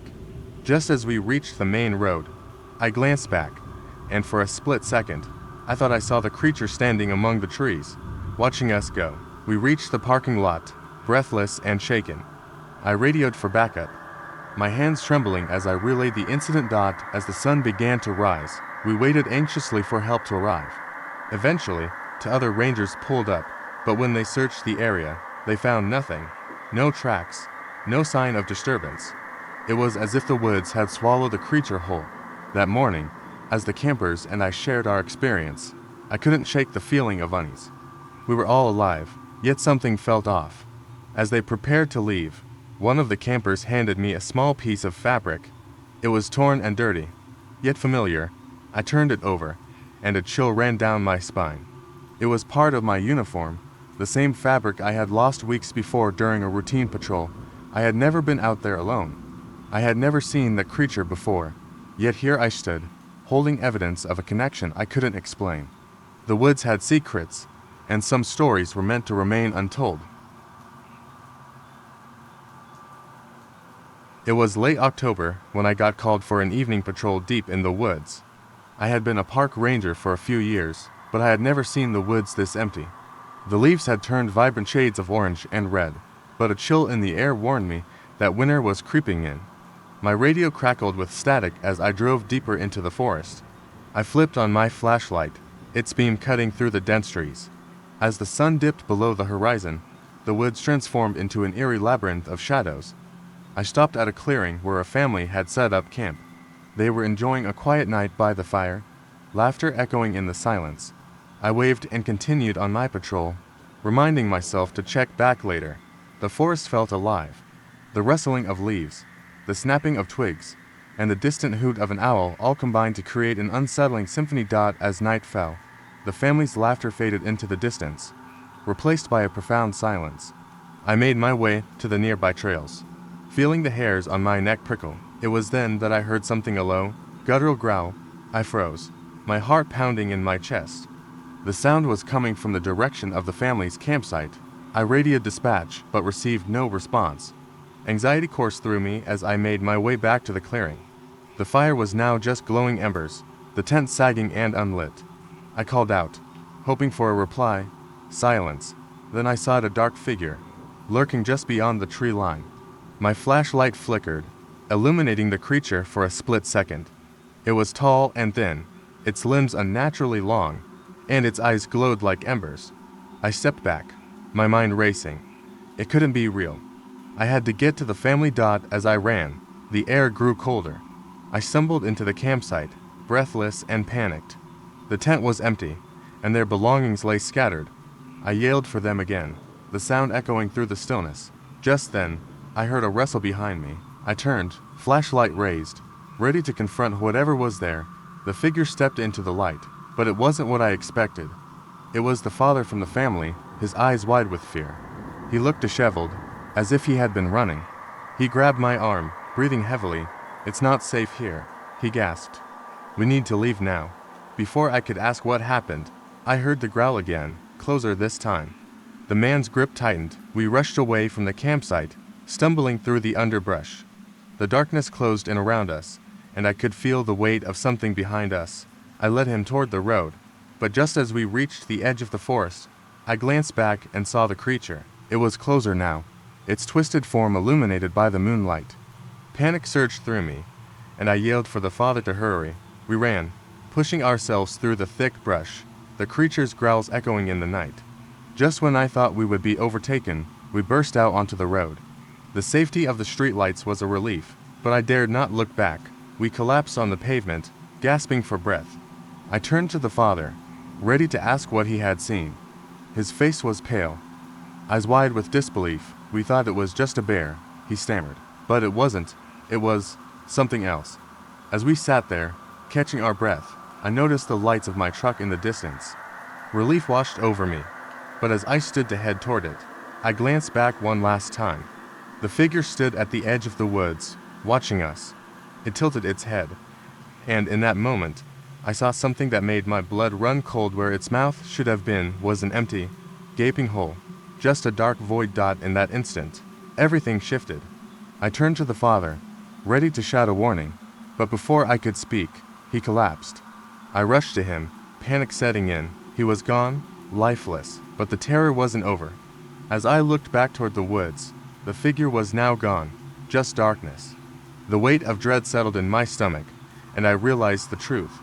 It hadn't been just a creature, it had been feeding on fear. I got up, my heart racing. I sprinted toward my truck, knowing the woods held more secrets than I had ever imagined. Whatever had taken that family was still out there, waiting for its next victim.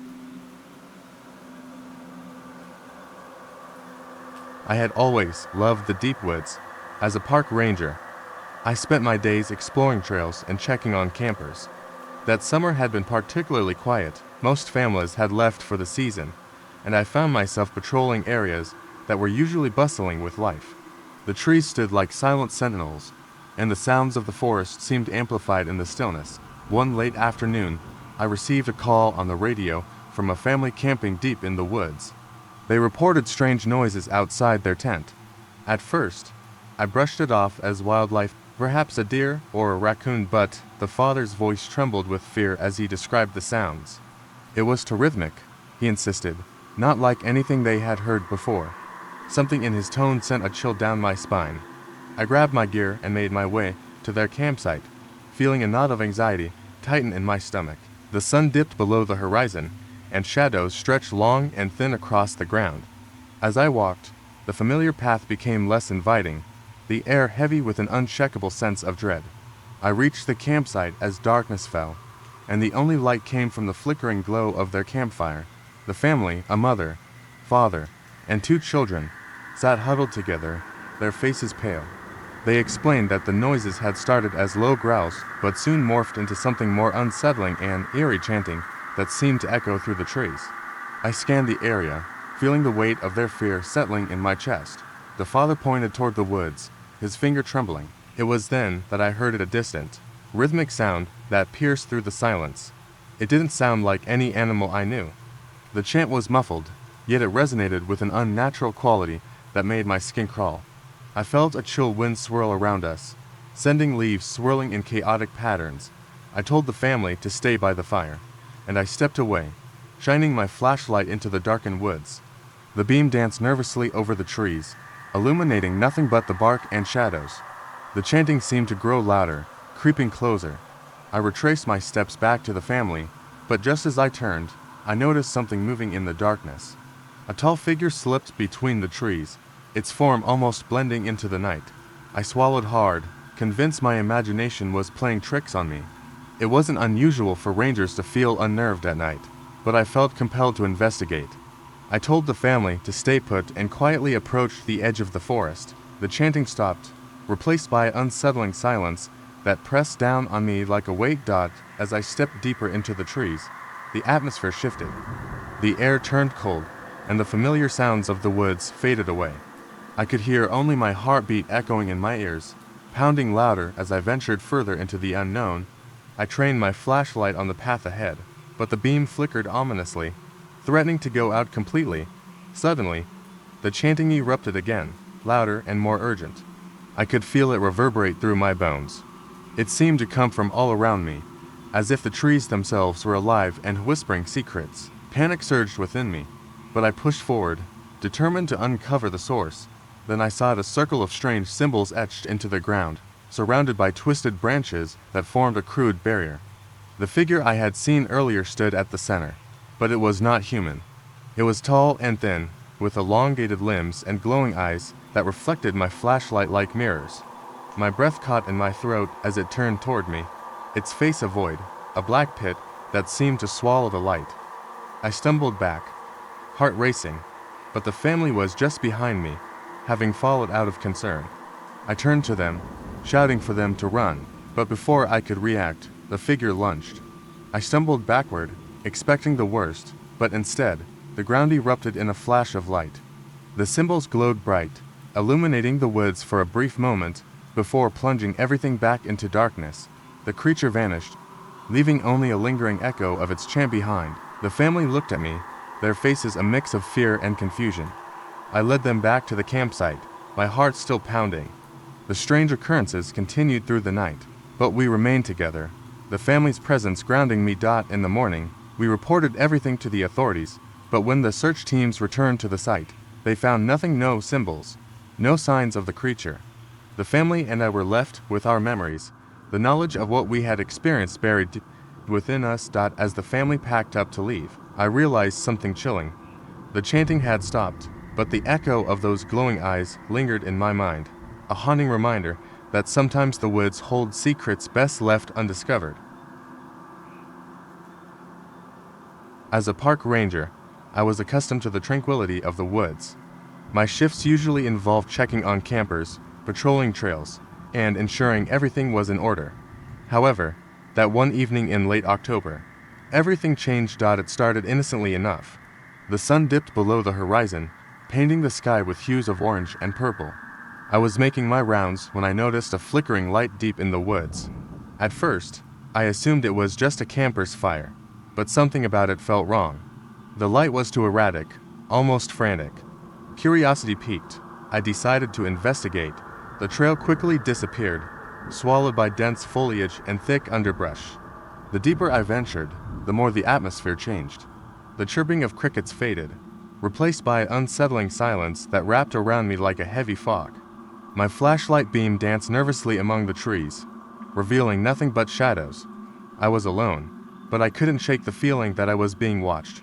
Finally, I reached a small clearing. In the center, I found a small campfire, its flames sputtering and nearly extinguished. But there were no signs of any campers, no tents, no gear, nothing. The air grew colder, and my instinct screamed at me to leave. Just as I turned to go, I heard a low, deep growl emanating from the darkness beyond the clearing. I froze, my heart pounding in my chest. The growl came again, closer this time. I aimed my flashlight toward the sound, illuminating the trees around me. That's when I saw a figure lurking just beyond the reach of my light. It was massive, a hulking shadow with glistening eyes that reflected the light like a predator sizing up its prey. I stumbled back, adrenaline surging through my veins. I wanted to run, but fear rooted me in place. The creature stepped forward, its form becoming clearer. It had a grotesque humanoid shape, but its limbs were elongated and twisted. Just as I opened my mouth to scream, a branch snapped behind me. I turned, instinctively shining my flashlight in that direction. To my utter disbelief, I saw a camper standing there, eyes wide with terror. It was a young man, trembling as he pointed into the woods. "We have to go, it's coming." Before I could respond, the creature lunged forward, its growl echoing through the trees. We sprinted back the way I had come, the sound of snapping branches and heavy footfalls chasing us. The woods transformed into a labyrinth of shadows as I navigated through the underbrush, trying to keep my bearings. We finally emerged onto the main trail, gasping for breath. I turned to the young man, who looked as pale as a ghost. "What was that thing?" I asked. He shook his head, his voice trembling. "I don't know. We were camping, and then we heard it. It just appeared out of nowhere." As we stood there, trying to catch our breath, the air around us grew cold again. I glanced back into the woods, my flashlight illuminating the darkness. I half expected the creature to charge at us again, but the forest was eerily quiet. The young man and I decided to hike back to the ranger station together. I kept looking over my shoulder, expecting to see the creature lurking just behind the trees. But we made it back without incident. The next morning, I reported the encounter to my supervisor. We organized a search for the creature, but found nothing. The campers who had been in the area were nowhere to be found either. It was as if they had vanished into thin air. Months later, as I was going through old reports, I stumbled across a case from a decade prior. A family had gone missing in the very same woods, the last sighting being a flickering light deep in the forest. My blood ran cold as I read about the circumstances surrounding their disappearance. That night, I couldn't sleep. The image of that creature haunted my thoughts. The next day, I decided to return to the clearing, hoping to find some trace of the campers. As I approached the spot, I saw something glinting in the dirt. It was a broken watch, one that looked eerily familiar. I picked it up, my breath hitching as I read the inscription. It was the same watch the young man had worn. Suddenly, I felt a presence behind me. I turned, and in that moment, I realized the truth. The woods were not just watching, they were waiting for someone to join them. It was a late autumn evening when I began my shift as a park ranger. The air was crisp, and the last vestiges of daylight seeped through the dense canopy of trees, casting long shadows on the forest floor. I loved this time of year. The vibrant colors, the quiet that enveloped the woods as most campers had already packed up for the season. I took my first stroll down the main trail, making sure everything was in order. About an hour into my rounds, I received a radio call from a family camping near the far end of the park. They reported odd noises outside their tent, sounds that didn't match the usual wildlife. I assured them I would head over immediately. Their campsite was a good hike away, and with each step, I felt the growing tension in the air, as if the woods were holding their breath. By the time I reached their site, the sun had completely vanished. A chill ran down my spine as I stepped into the clearing. The tent was unzipped, and I called out, but no one answered. I shone my flashlight into the tent. Their belongings were scattered inside, but the family was nowhere to be found. I felt a wave of unease wash over me. That's when I heard a low growl, deep and guttural, reverberating through the trees. It sent a shiver racing up my spine. I turned off my flashlight, straining to hear better. The growl came again, louder, closer. It wasn't a bear. It felt almost human, twisted in some unnatural way.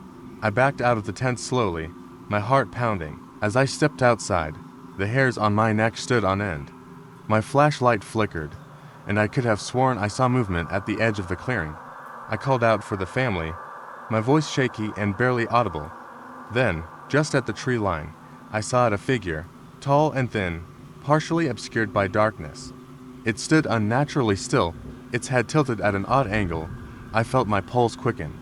I tried to convince myself it was just a trick of the light, but the creature took a step forward, and I could see its face, or what I thought was a face. It was pale, featureless except for deep, hollow eye sockets. My breath caught in my throat as it let out another growl, echoing through the night. I sprinted back to my vehicle, adrenaline propelling me forward. I fumbled for the radio, trying to call for backup, but the static crackled loudly, making my heart race even faster. I finally managed to get a message out, desperate for someone to respond. I jumped into the truck and locked the doors, staring out into the abyss of trees surrounding me. Moments felt like hours, and I was about to lose hope when another ranger arrived, his headlights cutting through the darkness. I felt a wave of relief wash over me as he stepped out.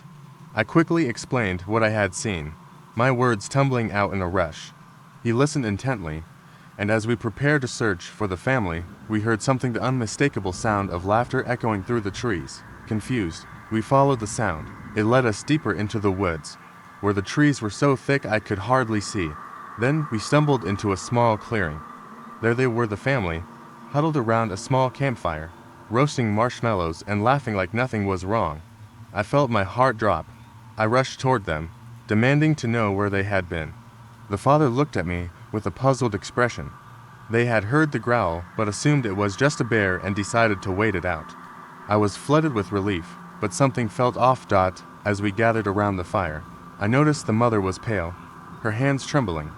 She glanced nervously toward the trees. I followed her gaze, and suddenly, the air grew cold. The laughter faded, replaced by a low, haunting growl. The family's faces turned to shock as the figure stepped into the light, its movements slow and deliberate, but then it stopped, hovering at the edge of the firelight. I was sure it would attack, but instead, it turned its head and looked directly at me, those hollow eye sockets boring into my soul. Just as I opened my mouth to scream, the fire flared up brightly, and in that moment, the figure simply vanished. The family stood frozen, their faces white with fear. The growl faded into silence. We all looked at one another, unsure of what had just happened. What was real? Had I imagined the creature?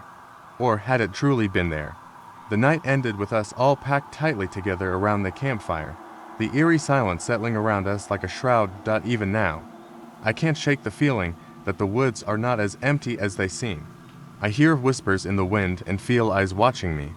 Whatever was lurking in the shadows that night might not be gone for good. I had been a park ranger for several years, but nothing prepared me for that night. The air was crisp, and the leaves crunched beneath my boots as I patrolled the remote campground. It was late October, and most campers had left. I enjoyed the solitude of the deep woods, the silence that only nature could provide. But on that night, an unsettling feeling crept over me, like fingers of cold dread wrapping around my spine. As I checked the campsites, my radio crackled to life. The voice of another ranger broke through the static. He reported a family that had set up camp late in the day. They planned to stay overnight, but had not checked in. This wasn't unusual, but my instincts told me something was off. I decided to investigate, walking deeper into the woods. I felt the familiar rush of adrenaline. My flashlight beam sliced through the darkness, illuminating the tall trees, their branches reaching out like skeletal fingers. As I approached the family's campsite, I noticed an odd stillness in the air. The chirping of crickets had ceased, leaving only an eerie silence that made my skin crawl. When I reached the clearing, I found the tent still standing, but there was no sign of the family. I called out to them, but my voice echoed back with no response. Cautiously, I unzipped the tent flap, peering inside. Their belongings were scattered about: sleeping bags, cooking gear, but no people. Panic gnawed at my stomach. Suddenly, I heard rustling nearby. My heart raced as I swung the flashlight toward the sound, illuminating a small animal scurrying into the underbrush. I took a deep breath, trying to calm my nerves, but then I heard a low growl coming from the tree line. The sound was unlike anything I had ever encountered, a guttural noise that sent shivers down my spine. I stepped back, trying to rationalize it. It could be a bear, I thought, but deep down, I knew this was different. The growl was closer now, and I felt the hair on the back of my neck stand up. I had to get back to the ranger station and call for help, but as I turned to leave, a sharp rustle came from behind me, followed by the unmistakable sound of something large moving through the bushes. I bolted toward the path, adrenaline pumping through my veins. My flashlight beam flickered erratically as I sprinted, the shadows seeming to twist and stretch around me. I dared a glance back, but nothing was there. I stumbled, nearly losing my footing, but I pressed on, pushing through the underbrush. As I reached the main trail, I heard laughter, a child's laughter echoing from the campsite. Confused, I stopped in my tracks. The family must have returned, I thought. I called out, relief flooding through me. I turned back toward the clearing, but there was only darkness. The laughter faded, replaced by an oppressive silence. Just then, a voice broke the stillness, a chilling whisper that seemed to come from all directions. Help us! I froze, the blood draining from my face. It sounded like the family. I raced back to the campsite, my heart pounding in my chest. When I arrived, the tent was still empty. I called out again, desperation creeping into my voice. Where are you? My flashlight beam flickered wildly as I scanned the area. That's when I saw them figures standing just beyond the tree line. They looked like the family, but they were all turned away from me, their backs facing the campsite. "Are you okay?" I shouted, my voice trembling. They didn't respond, just stood there motionless. I stepped closer, dread pulling in my stomach. And that's when I realized they weren't moving at all. Their clothes were tattered, and their hair hung in wild tangles. The moonlight illuminated their forms, and my breath caught in my throat. With a sudden rush of fear, I turned and ran back toward my truck. I could feel something hot on my heels, a presence that I dared not look back at. I jumped into the vehicle, slamming the door and locking it tight. My hands shook as I started the engine, and as I sped away, I caught a glimpse of the figures in my rearview mirror, standing silently, watching. Later, I reported the missing family. Search teams combed the area for days, but found no trace of them. The park closed for the season, and the other rangers reassured me that it was likely to be just a case of people getting lost, but I knew what I saw. I often wonder if they are still out there, trapped in the woods, forever whispering for help, their laughter fading into the night, their figures watching from the shadows, waiting for the next unsuspecting soul to wander too far into the dark.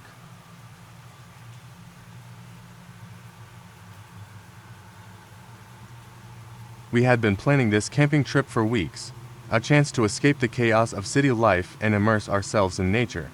My friends and I arrived at the campsite just before sunset, setting up our tents in a secluded area surrounded by towering trees. The air was crisp and fresh, filled with the earthy scent of pine needles and damp soil. We spent the early evening cooking over the fire, laughing and sharing stories, while the stars began to prick the darkening sky. As darkness settled in, the atmosphere shifted. My friend Lucas, always the jokester, suggested we play a game of truth or dare to spice things up. Amid laughter and playful taunts, Yena, my adventurous friend, dared us to take a night hike into the woods. With a mix of excitement and trepidation, we agreed, grabbing our flashlights and heading into the shadows. The deeper we ventured, the more the forest came alive. The trees loomed around us, their branches creaking in the wind like ghostly whispers. As we walked, I felt an unsettling sensation, like we were being watched. I brushed it off as nerves, convincing myself it was just the darkness playing tricks on my mind. We wandered for what felt like an eternity, our laughter fading as we noticed the forest growing eerily quiet. Just then, a sharp sound pierced the silence, a loud crack, like something heavy breaking through the branches. We all froze, shining our flashlights toward the noise. In the distance, we saw a flicker of light, like a lantern bobbing between the trees. "What is that?" I whispered, my heart racing. Lucas squinted into the darkness, a grin creeping across his face.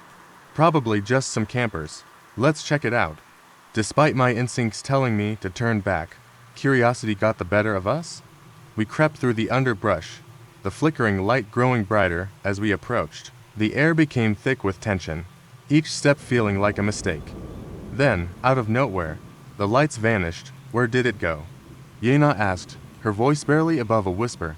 Before we could answer, the sounds of chains rattling filled the air, sending chills down my spine.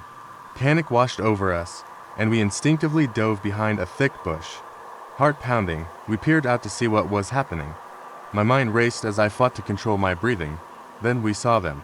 Figures cloaked in dark, tattered clothing emerged from the shadows, their faces obscured by grotesque masks that glimmered in the darkness. Each figure was shackled, chains dragging behind them as they moved with a disturbing, slow grace. Lanterns hung from their hands, illuminating their path and casting haunting shadows on the trees. My stomach dropped as I realized we were not supposed to be here. My instincts screamed for us to run, but we were frozen in place, horror rendering us immobile.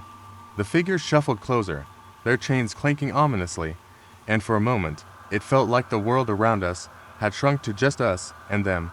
I felt Gina's grip tighten on my arm, her nails digging into my skin. I opened my mouth to whisper something reassuring, but no words came. Instead, we watched, breathless, as the procession passed mere feet from our hiding place. I thought I saw one of them glance in our direction, but the lantern's light obscured their eyes. Once the figures moved on, we wasted no time scrambling back the way we came. Adrenaline coursed through my veins as we raced through the underbrush, branches clawing at our clothes. We burst out of the trees, breathless and terrified, collapsing beside our campfire. But when we reached our campsite, we were met with a shocking sight. Our tents lay toppled, gear scattered across the ground. The fire was extinguished, its embers barely glowing. As we scrambled to gather our things, I noticed something carved into the dirt near the fire pit. "You should not have come." A wave of fear washed over us, and we grabbed our belongings in a frenzy, not bothering to gather everything. As we made our way to the car, I glanced back at the campsite one last time. There was no sign of the figures, but the air felt thick with their presence. We drove away, hearts pounding, vowing never to return. But, as we sped down the winding road, I couldn't shake the feeling that we weren't alone. In the rearview mirror, I caught a glimpse of a flickering light. It faded quickly, but the sense of dread remained. What if those figures had followed us? What if they were still watching? The dark woods behind us seemed to breathe, hiding secrets I hoped never to uncover.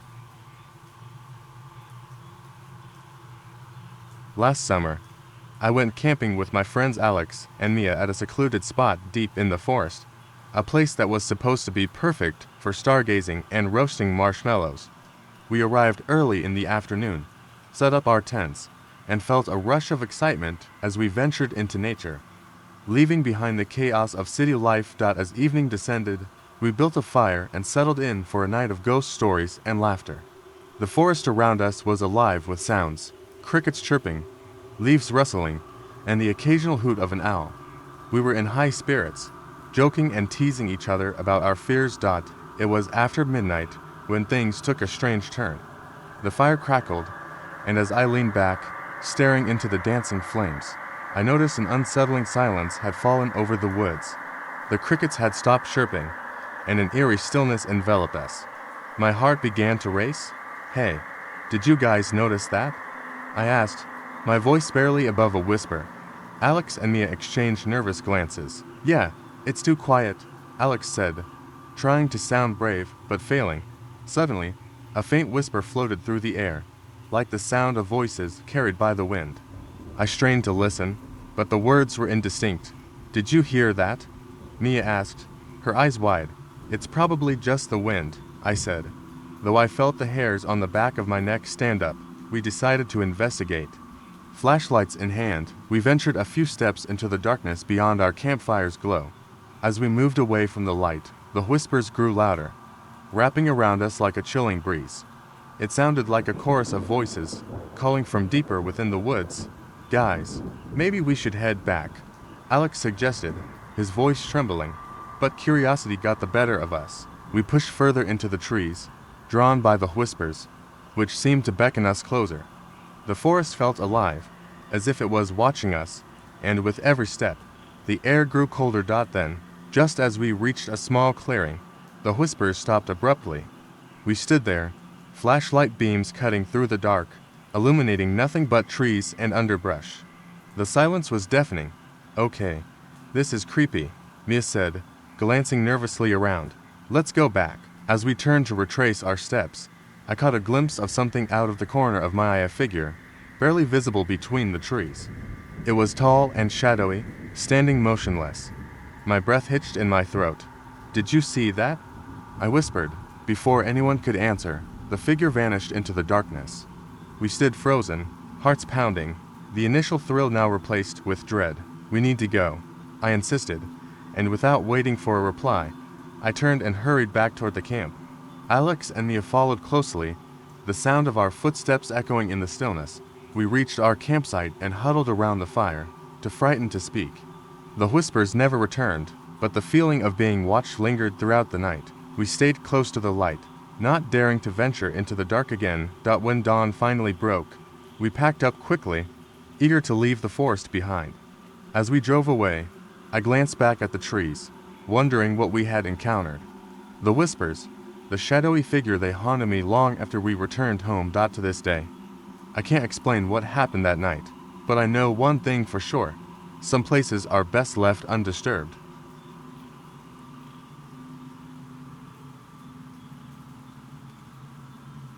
It was late summer when my friends and I decided to go camping in the woods just outside our town. There were 4 of us: me, Jenna, Mark, and Lucas. We had been looking forward to this trip for weeks, eager to escape our daily routines and enjoy nature. Little did we know that our weekend would take a turn we'd never forget. We set up camp near a beautiful lake surrounded by tall pine trees. The first night was perfect warm weather, clear skies, and a roaring campfire where we shared stories and laughed late into the night. As we sat by the fire, I noticed how quiet the woods were. I expected the usual sounds of crickets and rustling leaves, but instead, there was an unsettling stillness. Around midnight, we decided to turn in. As I lay in my sleeping bag, I could hear the wind whispering through the trees, but there was something else, a low murmur that seemed to echo through the darkness. It was faint, but it felt as if it was calling to me. I dismissed it as my imagination and eventually fell asleep. The next morning, I told the others about the strange sounds. Jenna laughed it off, saying I was just spooked by the dark. But, as we hiked during the day, I couldn't shake the feeling that we were being watched. The trees loomed overhead, and every now and then, I thought I saw a shadow dart between them. That night, the air felt different. It was heavy and charged, as if a storm were brewing.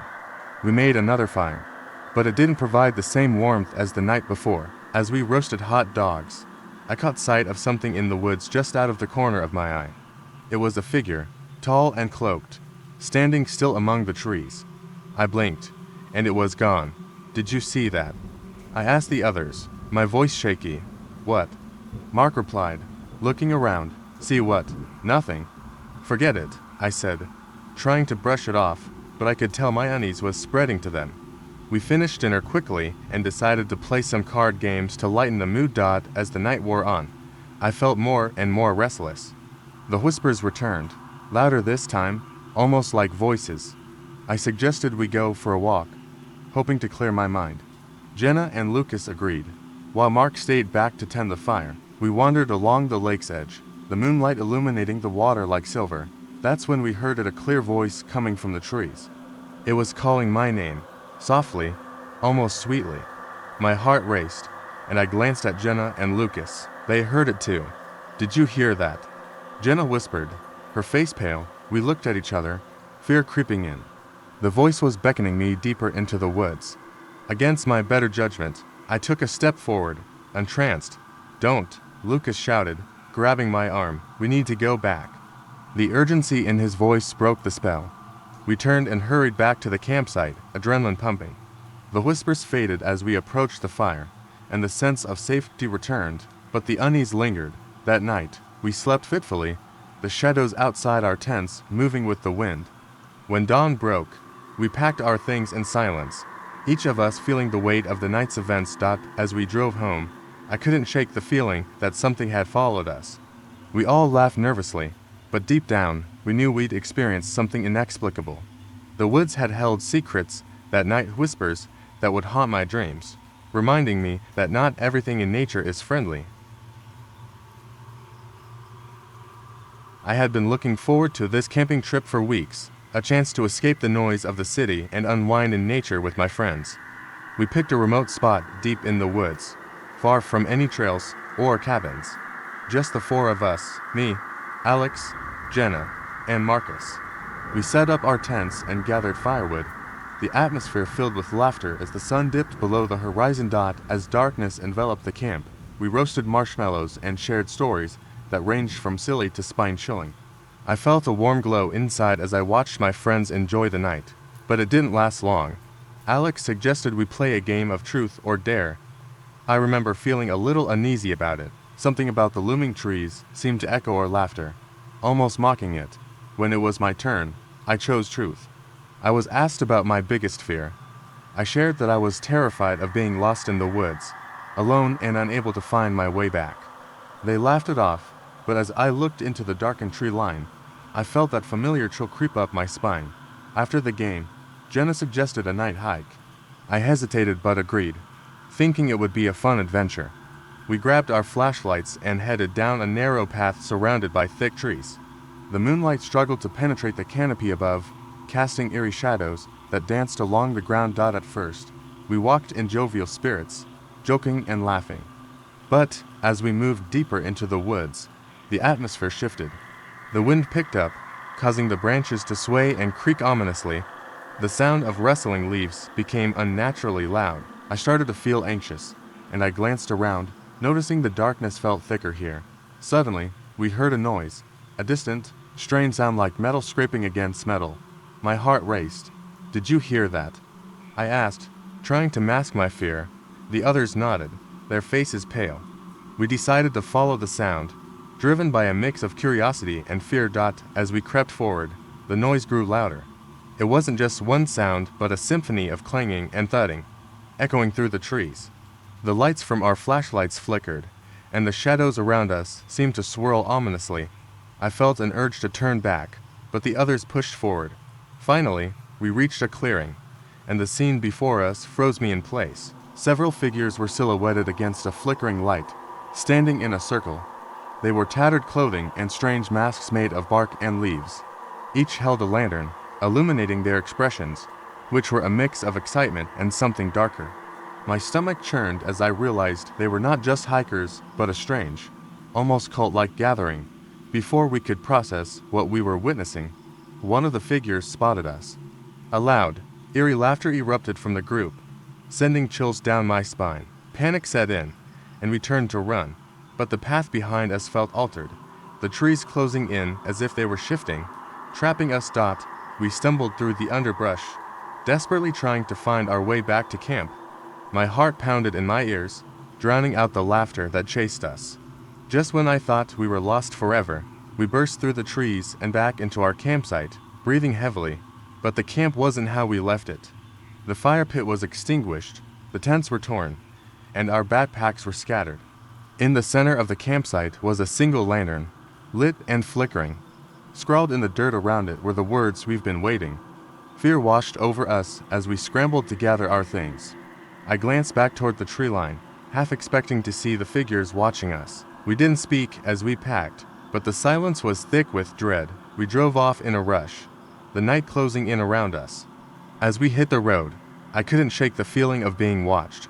I glanced in the rearview mirror, expecting to see nothing but the empty road behind us. Instead, I saw one of those figures standing at the edge of the woods, holding its lantern high, its face obscured by a mask. The last thing I remember is the figure raising a hand and pointing at me. And then we were gone. To this day, I avoid the woods, and I can never shake the feeling that they are waiting for me to return. It was supposed to be a fun weekend getaway. My friends and I, Rachel, Tom, and Jake, had been planning our camping trip for weeks. We chose a remote site deep in the woods, far away from city lights and noise, promising ourselves a weekend of relaxation and adventure. The air was crisp when we arrived, the sun shining bright overhead as we set up our tents by a small, glimmering lake. As night fell, we gathered around the campfire, roasting marshmallows and sharing ghost stories. The flickering flames cast eerie shadows on the trees, creating an atmosphere that was both cozy and a little unnerving. After a while, Rachel suggested we play a game of truth or dare, which seemed harmless enough. We laughed, teased each other, and drank a few beers while the fire crackled. As the night wore on, a thick fog rolled in, blanketing the forest and muffling the sounds of the night. The laughter died down, and a strange quiet settled over us, broken only by the occasional snap of twigs in the distance. That's when I noticed the feeling of being watched. I brushed it off as paranoia, but I couldn't shake the sensation that something was lurking just beyond the reach of our firelight. "Hey, did anyone else feel that?" I asked, trying to lighten the mood. Jake laughed, but there was a nervous edge to it. "Feel what?" he said. "The thrill of camping. Come on, we're fine." We decided to head to our tents for the night, but sleep didn't come easily. I lay in my sleeping bag, listening to the sounds of the forest, the rustle of leaves, the distant call of an owl. Suddenly, I heard something else, a faint whispering that seemed to float through the air. I sat up, straining to listen. The voices were indistinct, but they felt close, too close. I could feel my heart pounding in my chest. "Rachel," I whispered, not wanting to alarm her. "Do you hear that?" She groaned and pulled the sleeping bag over her head. "Hear what? Just go to sleep." But I couldn't. The whispers grew louder, more insistent, and I felt compelled to get out of my tent. I unzipped it quietly and stepped out, the cool air hitting my skin. The fog was thick, swirling around me, and the fire had died down to embers, casting dim, flickering shadows. I turned toward the woods where the whispers seemed to come from. The trees loomed tall and dark, their branches swaying gently. I felt drawn to them, as if the whispers were calling my name.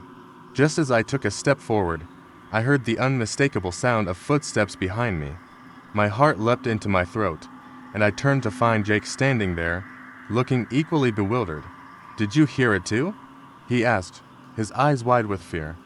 "Yeah," I replied, glancing back toward the trees. "It's coming from over there." We stood there for a moment, caught between curiosity and dread. When Tom and Rachel emerged from their tents, groggy and confused. "What's going on?" Tom asked, rubbing his eyes. "We heard voices," I explained, and as I did, the whispers intensified, almost as if they were responding to us. The four of us stood together, the fear palpable in the air. Suddenly, as if on cue, the whispers faded, and a silence fell over the woods. We looked at each other, our breaths visible in the chilly night air. "Let's get back to the fire," Rachel said, her voice shaky. We hurried back, relieved to be in the warmth of the remaining embers. As we sat together, the tension slowly eased, though we couldn't shake the feeling that something had watched us that night. Eventually, exhaustion overtook us, and we all crawled back into our tents, vowing to leave early in the morning. When dawn broke, we packed up quickly, eager to escape the strange occurrences of the night before. We drove home with a sense of relief, but deep down, I knew the forest held secrets I would never understand. To this day, I wonder what those whispers meant and if they were meant for us at all. I've always loved camping. There's something magical about being surrounded by nature, but that love quickly turned into a nightmare one evening in the woods with friends. We set out on a Friday afternoon, excited for a weekend filled with hiking, stories around the fire, and the thrill of the great outdoors.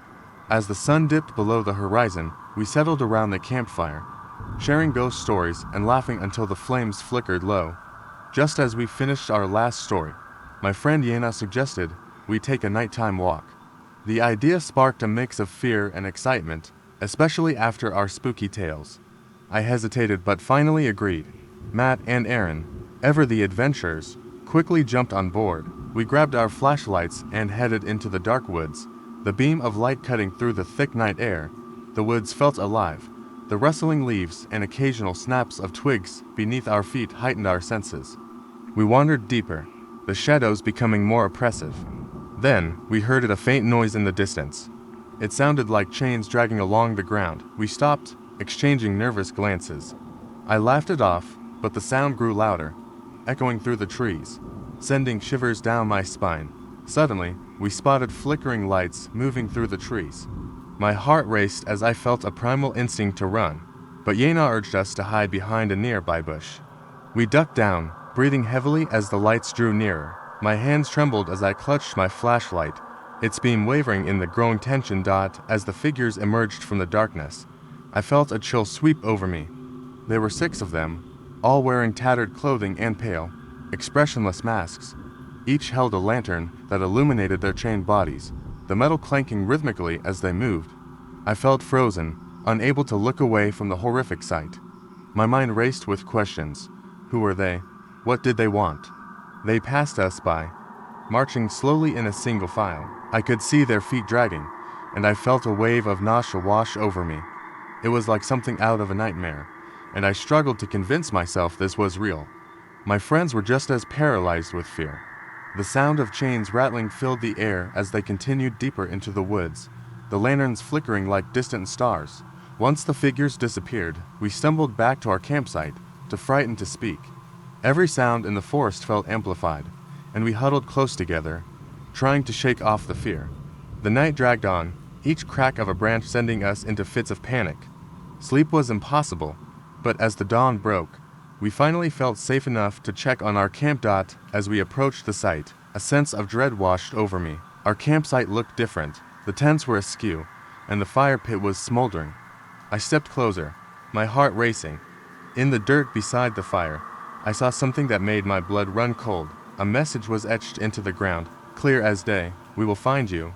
I felt a wave of nausea wash over me. The terror from the night before flooded back. I turned to my friends, and their faces mirrored my own fear. We needed to leave. We hurriedly packed our things, our hands trembling as we stuffed sleeping bags and food into our packs. I glanced back at the campsite one last time, and that's when I saw a figure standing at the edge of the tree line, still wearing the mask, illuminated by the morning sun. It didn't move, just stood there watching us with an eerie stillness. I felt a surge of panic and grabbed Gina's arm.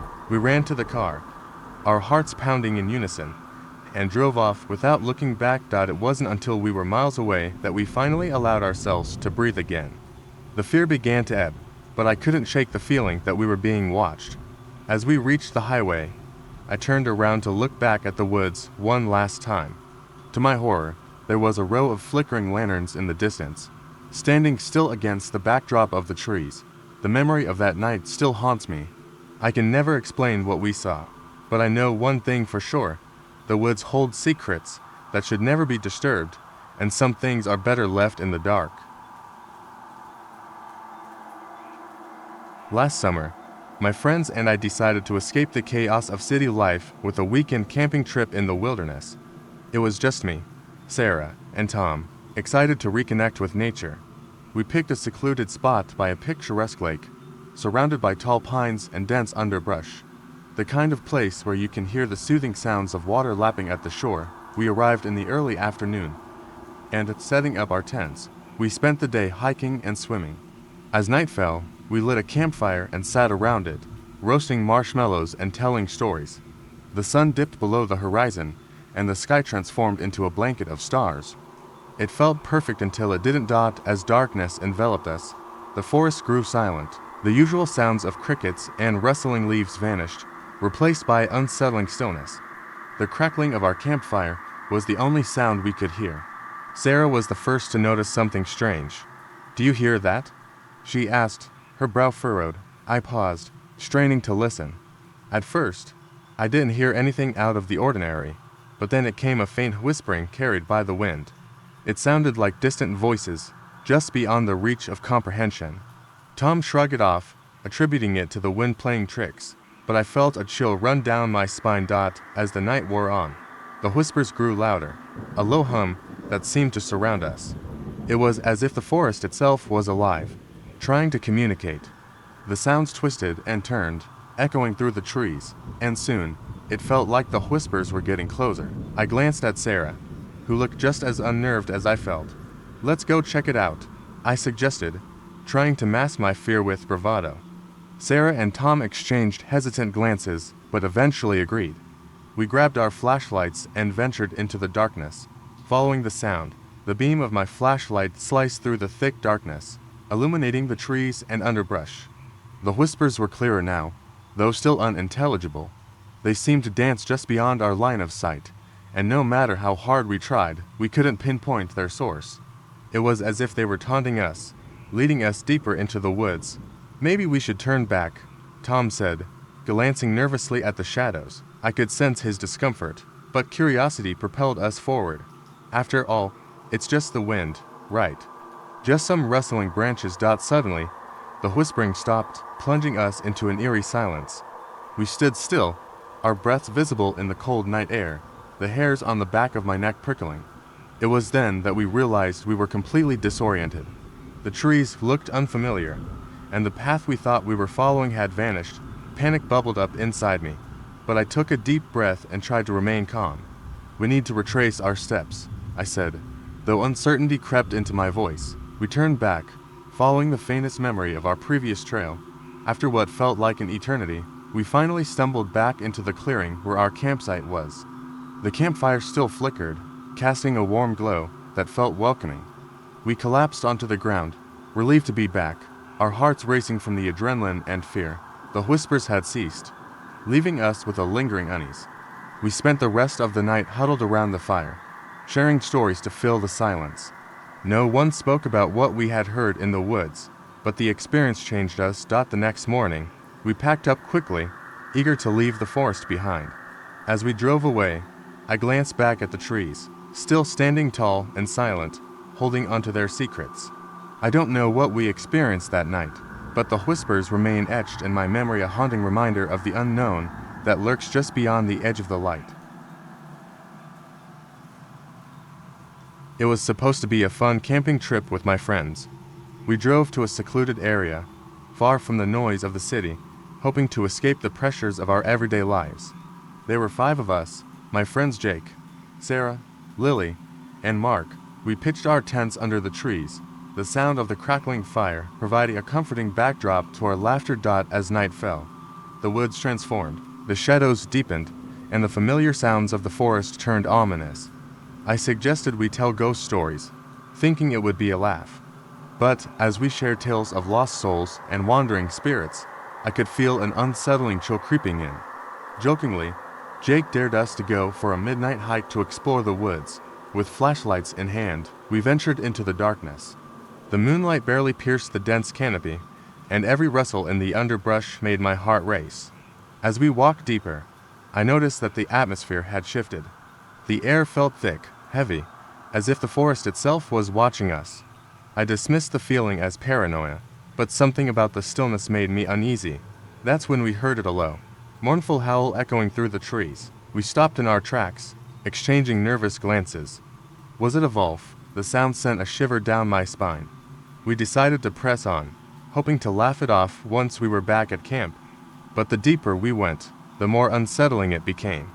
The howling returned, closer this time, accompanied by a faint rustling. Suddenly, Mark, who had been trailing behind, screamed. We turned to see him pointing toward a figure emerging from the shadows. It was a tall silhouette, swaying slightly, its outline obscured by the darkness. My heart pounded in my chest as I strained to make out any details. I felt paralyzed, fear gripping me like a vice. Is that a person? Sarah whispered, her voice barely above a breath. Before anyone could respond, the figure lurched forward. Panic erupted among us. We turned to run, but my foot snagged on a root, and I fell hard to the ground. My flashlight flickered and went out, plunging me into darkness. I scrambled to my feet, heart racing, and stumbled after my friends. We burst back into the clearing, breathless and shaken. I quickly checked to see if everyone was okay. Mark was pale, his eyes wide with fear. What was that thing? He gasped. I don't know, but we should pack up and leave, I said, trying to keep my voice steady. We hurriedly gathered our things, our earlier bravado completely forgotten. As we worked, the haunting howl rang out again, echoing in the distance. It felt like the forest itself was alive, mocking our fear. With our gear hastily stuffed into backpacks, we turned to leave when Jake suddenly froze, his eyes wide. The fire, he said, pointing. The flames had flared up unexpectedly, casting eerie shadows across the clearing. We had extinguished it before heading into the woods, but now it blazed brighter than ever, illuminating the trees around us. What the hell? Lily exclaimed. I felt a cold sweat break out as I realized something was off. The firelight revealed a pattern in the dirt around it, something we hadn't seen before. Scratches and markings that seemed deliberate, almost ritualistic. It looked like words, but twisted, as if they had been clawed into the ground. Get away from the fire, I yelled, panic rising again. We stumbled backward, eyes locked on the flames. The howls returned, but now they were accompanied by a rustling sound, like branches snapping. Shadows danced wildly around us, the flames illuminating the silhouettes of figures hiding just outside the light's reach. We were trapped. Then, just as we were about to bolt, the fire suddenly died down to embers, plunging us into darkness once more. The figures became clear now, dozens of them, watching silently from the tree line, their faces obscured by the night. In a flash, I recalled a story had heard years ago, about a camping group that vanished without a trace, the only clue being markings found in the dirt. They had been lured into the woods by the firelight, just like we had been. In that moment, we understood. We weren't just in a haunted forest. We were part of a sinister game, and we had unknowingly walked into their territory. With adrenaline pumping, we bolted toward the path that led back to our car. As we ran, I could hear their footsteps behind us, almost mocking. I glanced back one last time and saw them emerging from the shadows, eyes glinting like hungry predators. We reached the car, breathless and terrified, and peeled away from the campsite, leaving behind the twisted horror of the woods. The last thing I saw in the rearview mirror was a figure standing by the dying embers, watching us leave. and I knew it wouldn't be the last time I felt their presence. It was supposed to be a carefree camping trip, a chance for me and my friends Mark, Lisa, and Jake to escape the daily grind and reconnect with nature. We drove out to a secluded spot in the national forest, far away from the noise of the city. The sun was shining, and we were all in high spirits as we set up our tents and prepared for a weekend of fun. That first night, we built a campfire and roasted marshmallows, telling ghost stories that made us laugh and shiver at the same time. As darkness fell, the shadows deepened, and the woods around us came alive with the sounds of rustling leaves and distant animal calls. It felt magical until it did single quotes t. Around midnight. After the fire had died down to glowing embers, I decided to take a walk. I figured some fresh air would help clear my head. I told my friends I'd be back shortly and ventured a few yards into the trees. The moonlight filtered through the branches, casting eerie shadows that danced along the ground. That's when I heard a faint whispering coming from deeper in the woods. I paused, straining to listen. It was hard to make out the words, but the tone was unsettling, almost pleading. I called out, "Hey, is anyone there?" The whispers stopped abruptly. My heart raced as I turned back toward the campsite, deciding that my curiosity had gotten the better of me. When I returned, I noticed my friends were huddled together, looking uneasy. "What's wrong?"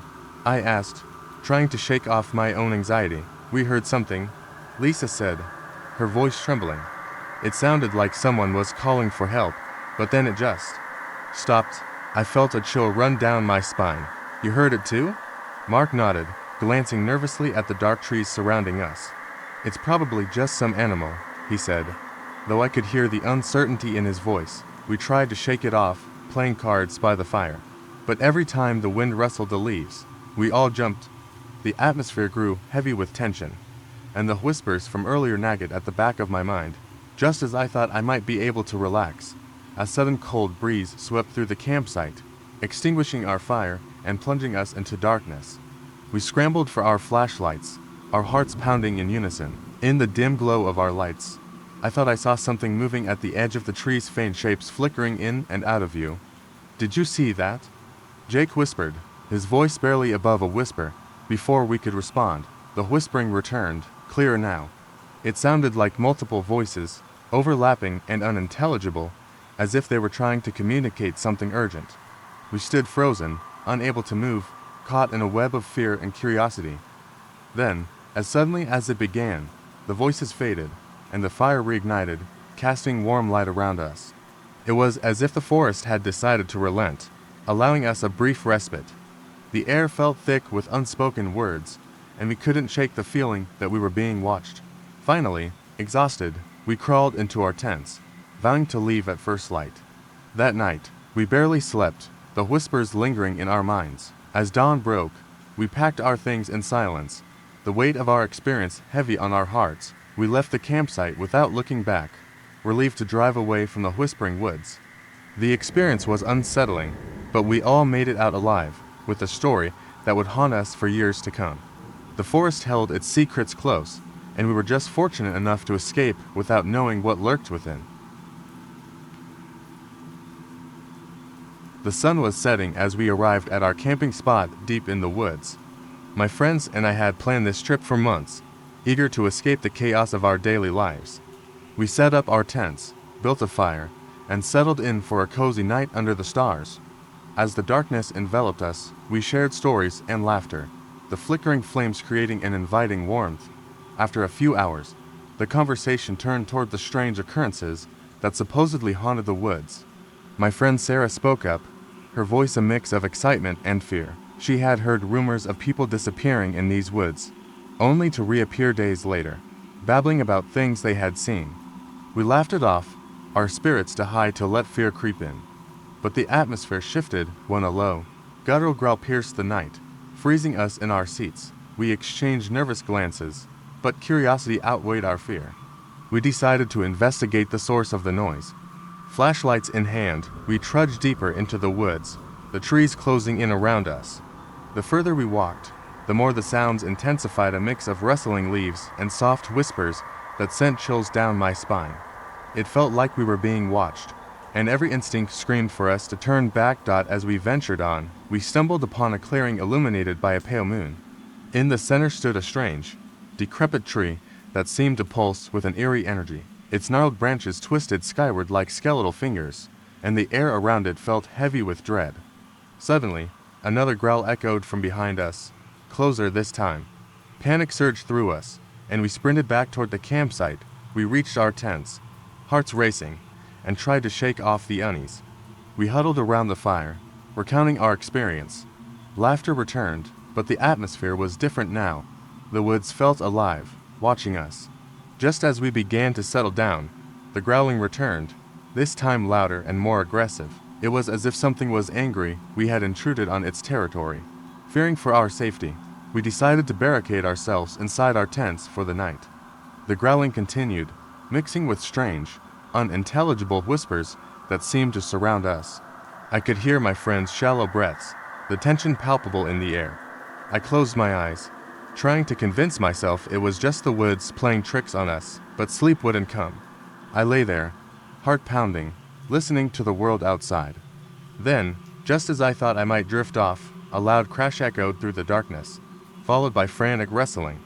I shot upright, the adrenaline coursing through my veins. I could hear my friends whispering, their voices laced with panic. Suddenly, the tent flaps burst open, and Sarah stumbled inside, her face pale and wild. "It's out there," she gasped. "We need to go now." Before we could ask what she meant, she froze, eyes wide with terror. I followed her gaze, and my stomach dropped. Outside, silhouetted against the moonlight, were three figures, each wearing tattered clothing and long hair that hung in front of their faces. They stood motionless, staring directly at us, their bodies swaying as if caught in some unseen breeze. I could hardly breathe as I realized they were not human. Their movements were unnatural, jerky, and disjointed. Before we could react, one of the figures let out a high-pitched screech that sent shockwaves of fear through me. I grabbed my friends, pulling them down to the ground as the figures began to move toward us, each step deliberate and slow. As they approached, a wave of darkness seemed to envelop them, making it hard to see clearly. I felt a pull, as if they were beckoning me to join them. My mind raced with terror, but in that moment, a strange calm washed over me. I could hear them whispering, their voices sweet and soothing, promising safety and comfort. Then, just as abruptly, the figures stopped, their heads jerking back as if sensing something. In an instant, they turned and fled into the woods, disappearing into the darkness as quickly as they had come. We remained frozen, too terrified to speak. When dawn broke, we gathered our things, the fear still thick in the air. As we packed up, I noticed something etched into the dirt by our fire pit. The words read, "We will find you when the moon rises again." We rushed back to our car, glancing over our shoulders, every rustle in the trees igniting panic. We drove away in silence, a sense of dread lingering as we left the woods behind. Little did we know, those figures were not gone. They had simply retreated, watching, waiting for the night to claim us once more. It was supposed to be an easygoing weekend trip, just a simple getaway deep in the woods with my friends. We planned everything out: tents, food, flashlights, and extra batteries. We'd chosen a spot by the lake, miles from the nearest road, so we wouldn't see another soul for days. The first day went perfectly, hiking, swimming, laughing by the fire as the sun went down. The isolation made everything feel a little surreal, like we'd stepped into a world of our own. It was after dinner, with night fully settled around us, that Yena suggested we explore the area. She'd always been the adventurous one, pushing us to do things we wouldn't otherwise. We took our flashlights and set off, joking that she was leading us on a ghost hunt.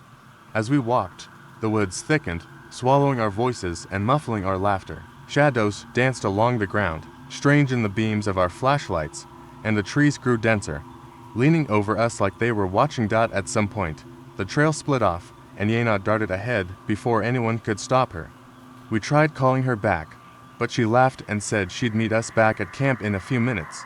Not wanting to argue, we kept walking, staying on the main path. We turned back after a while, realizing we'd been gone longer than we'd planned, and headed to the campsite. We figured Yena would already be there, probably lying in wait to jump out and scare us, but the campsite was empty when we returned. Her things were still where she'd left them, untouched. The fire was almost out, just a few embers crackling quietly, casting a faint orange glow over the tents. Panic started to creep in, and we called her name, listening to our voices echo into the dark trees. Silence answered us, thick and unnerving. The minutes ticked by, and then the hours. By now, it was close to midnight, and our nerves were stretched thin. Every sound, the rustling of leaves, the snap of a twig made us whip around, expecting Yena to jump out, but the silence dragged on. Just as we were about to head into the woods to search for her, we saw a faint light bobbing in the trees. Relief surged through us. Yena was finally back, but as the light grew closer, something was off. The way it swayed wasn't like a flashlight, it moved fluidly, almost like it was floating. We called out to her, but there was no answer. The light kept moving closer, slow and deliberate, weaving through the trees. Then we saw it, a figure in the dark, cloaked in shadows. It wasn't Yena. The figure was too tall, its movements too stiff. Whoever it was held a lantern that flickered with an unnatural glow, a greenish light that seemed to pulse in the darkness. Chains rattled as the figure moved closer, dragging across the ground, loud and metallic. My heart pounded as we stumbled back, retreating toward the camp. But the figure kept coming, each step slow, unhurried. The light from the lantern cast strange shadows over its face. It wore a mask, pale and featureless, with hollow eyes that seemed to stare through us. I grabbed my friends, and we hid behind a nearby fallen tree, peering out as the figure entered our camp.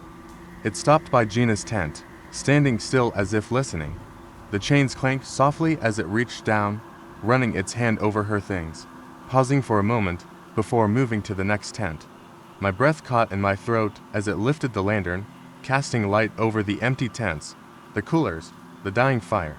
Then it leaned down, scratching something into the ground with the tip of a chain, the metal scraping against the earth with a terrible sound.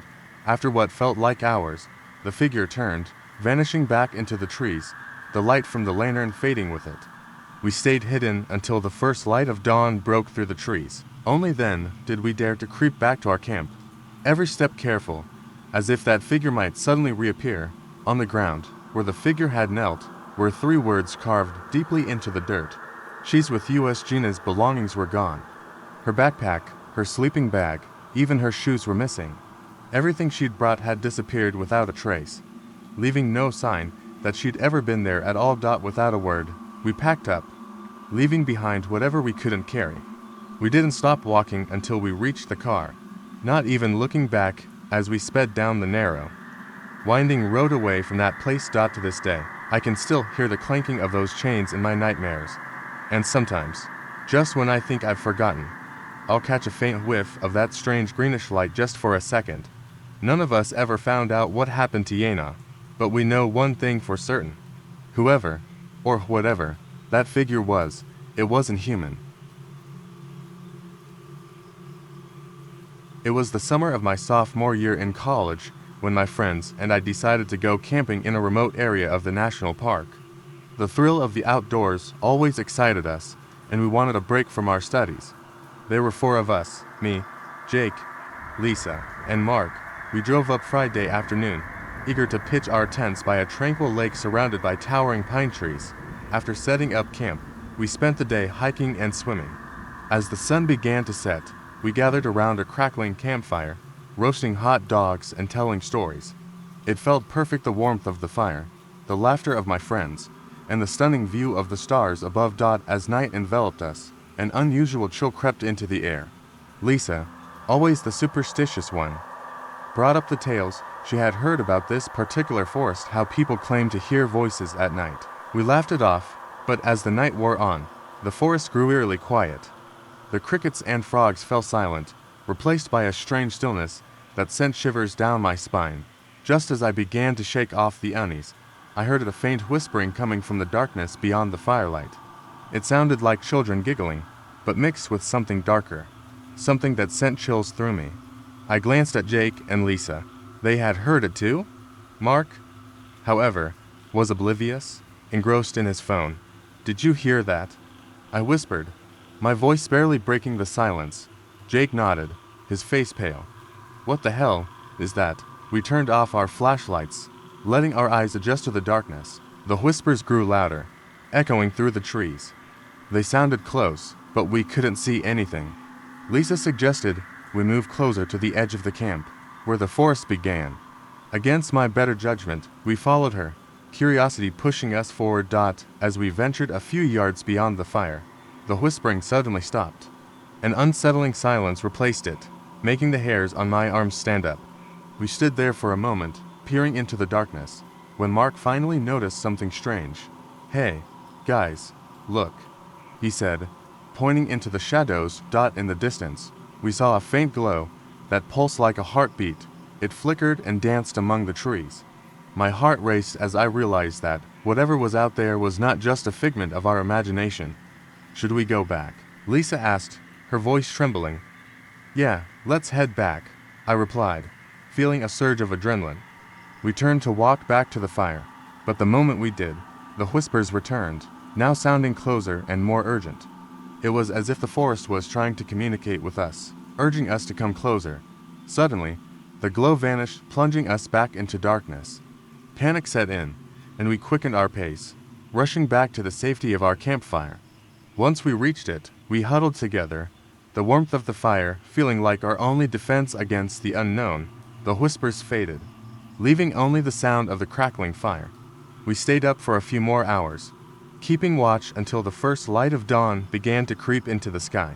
When morning finally broke, the forest looked completely normal, the sun filtering through the trees, casting a warm glow over everything. Though nothing truly sinister had happened, we all felt a lingering dread about the whispers and the mysterious glow.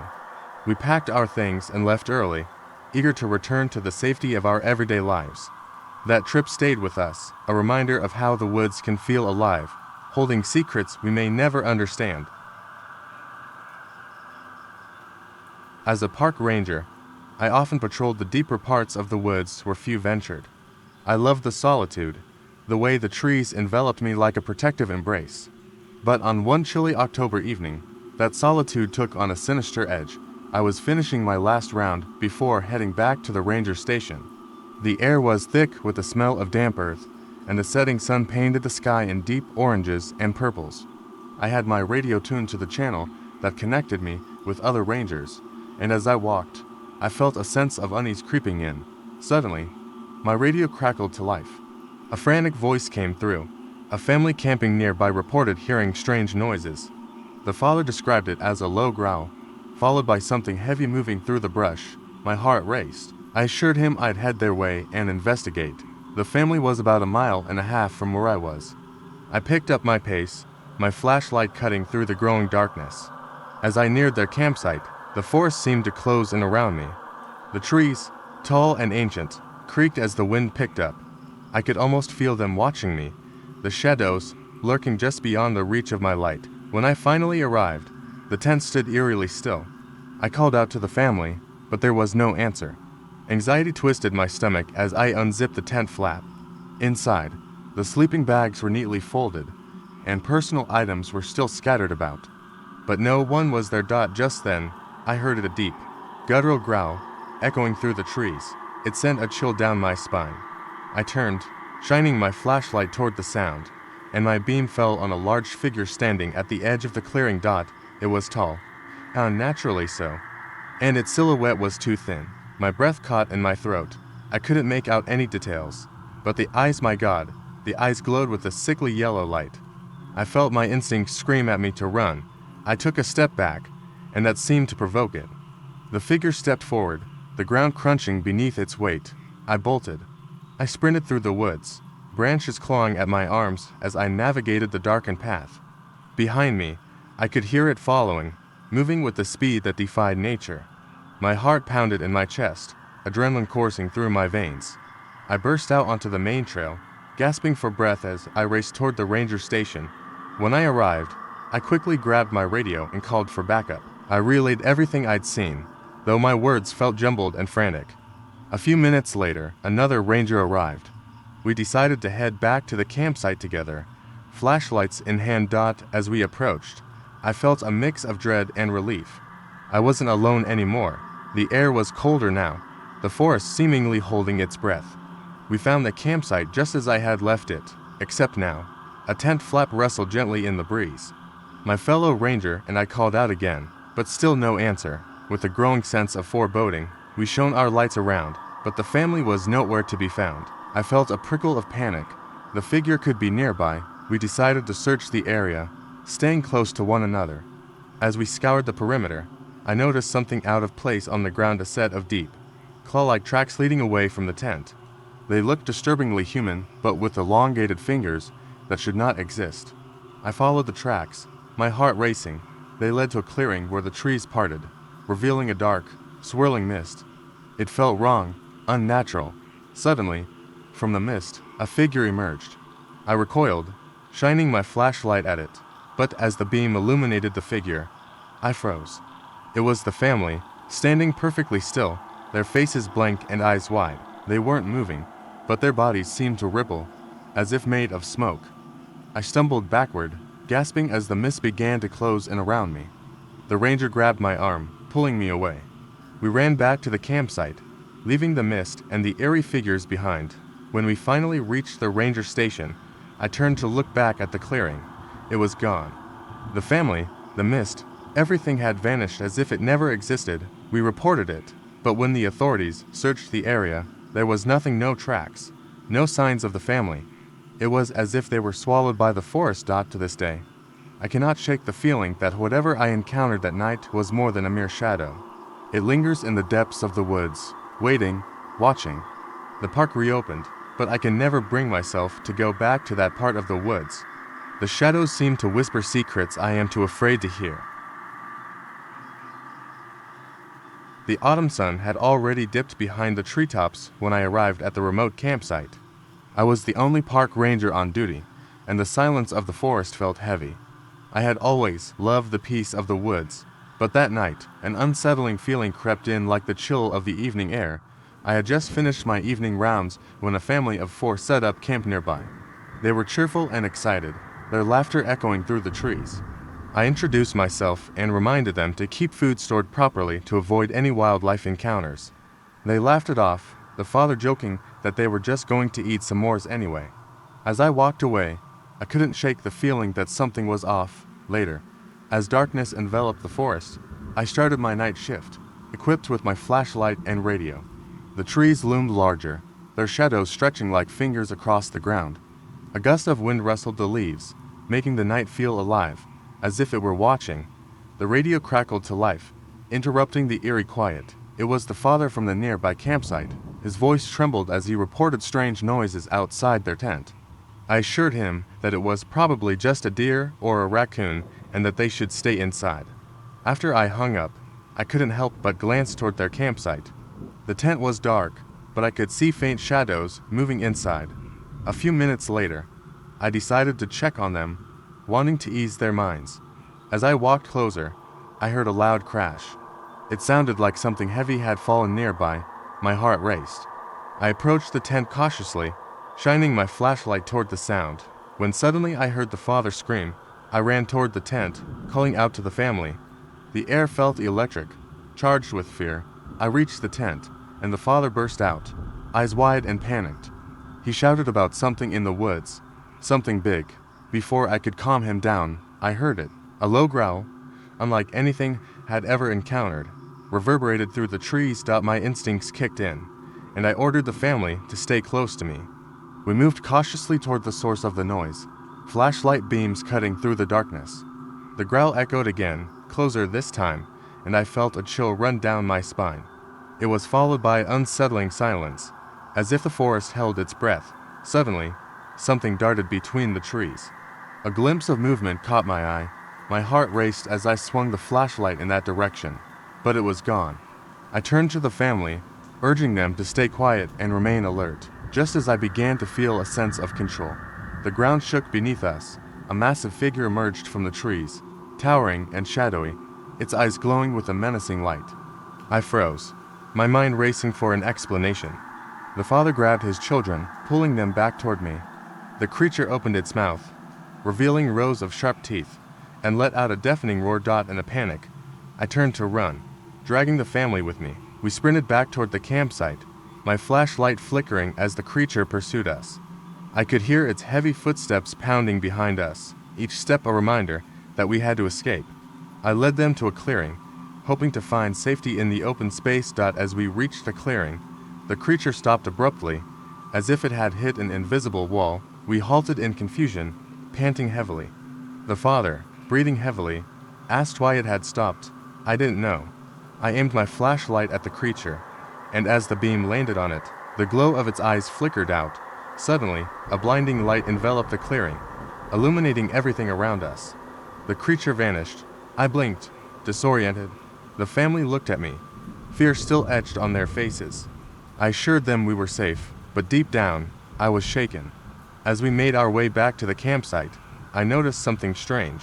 The ground was undisturbed, no signs of the chase we had just experienced. We packed up quickly and returned to the park entrance. I glanced back one last time at the woods, where shadows danced in the fading light.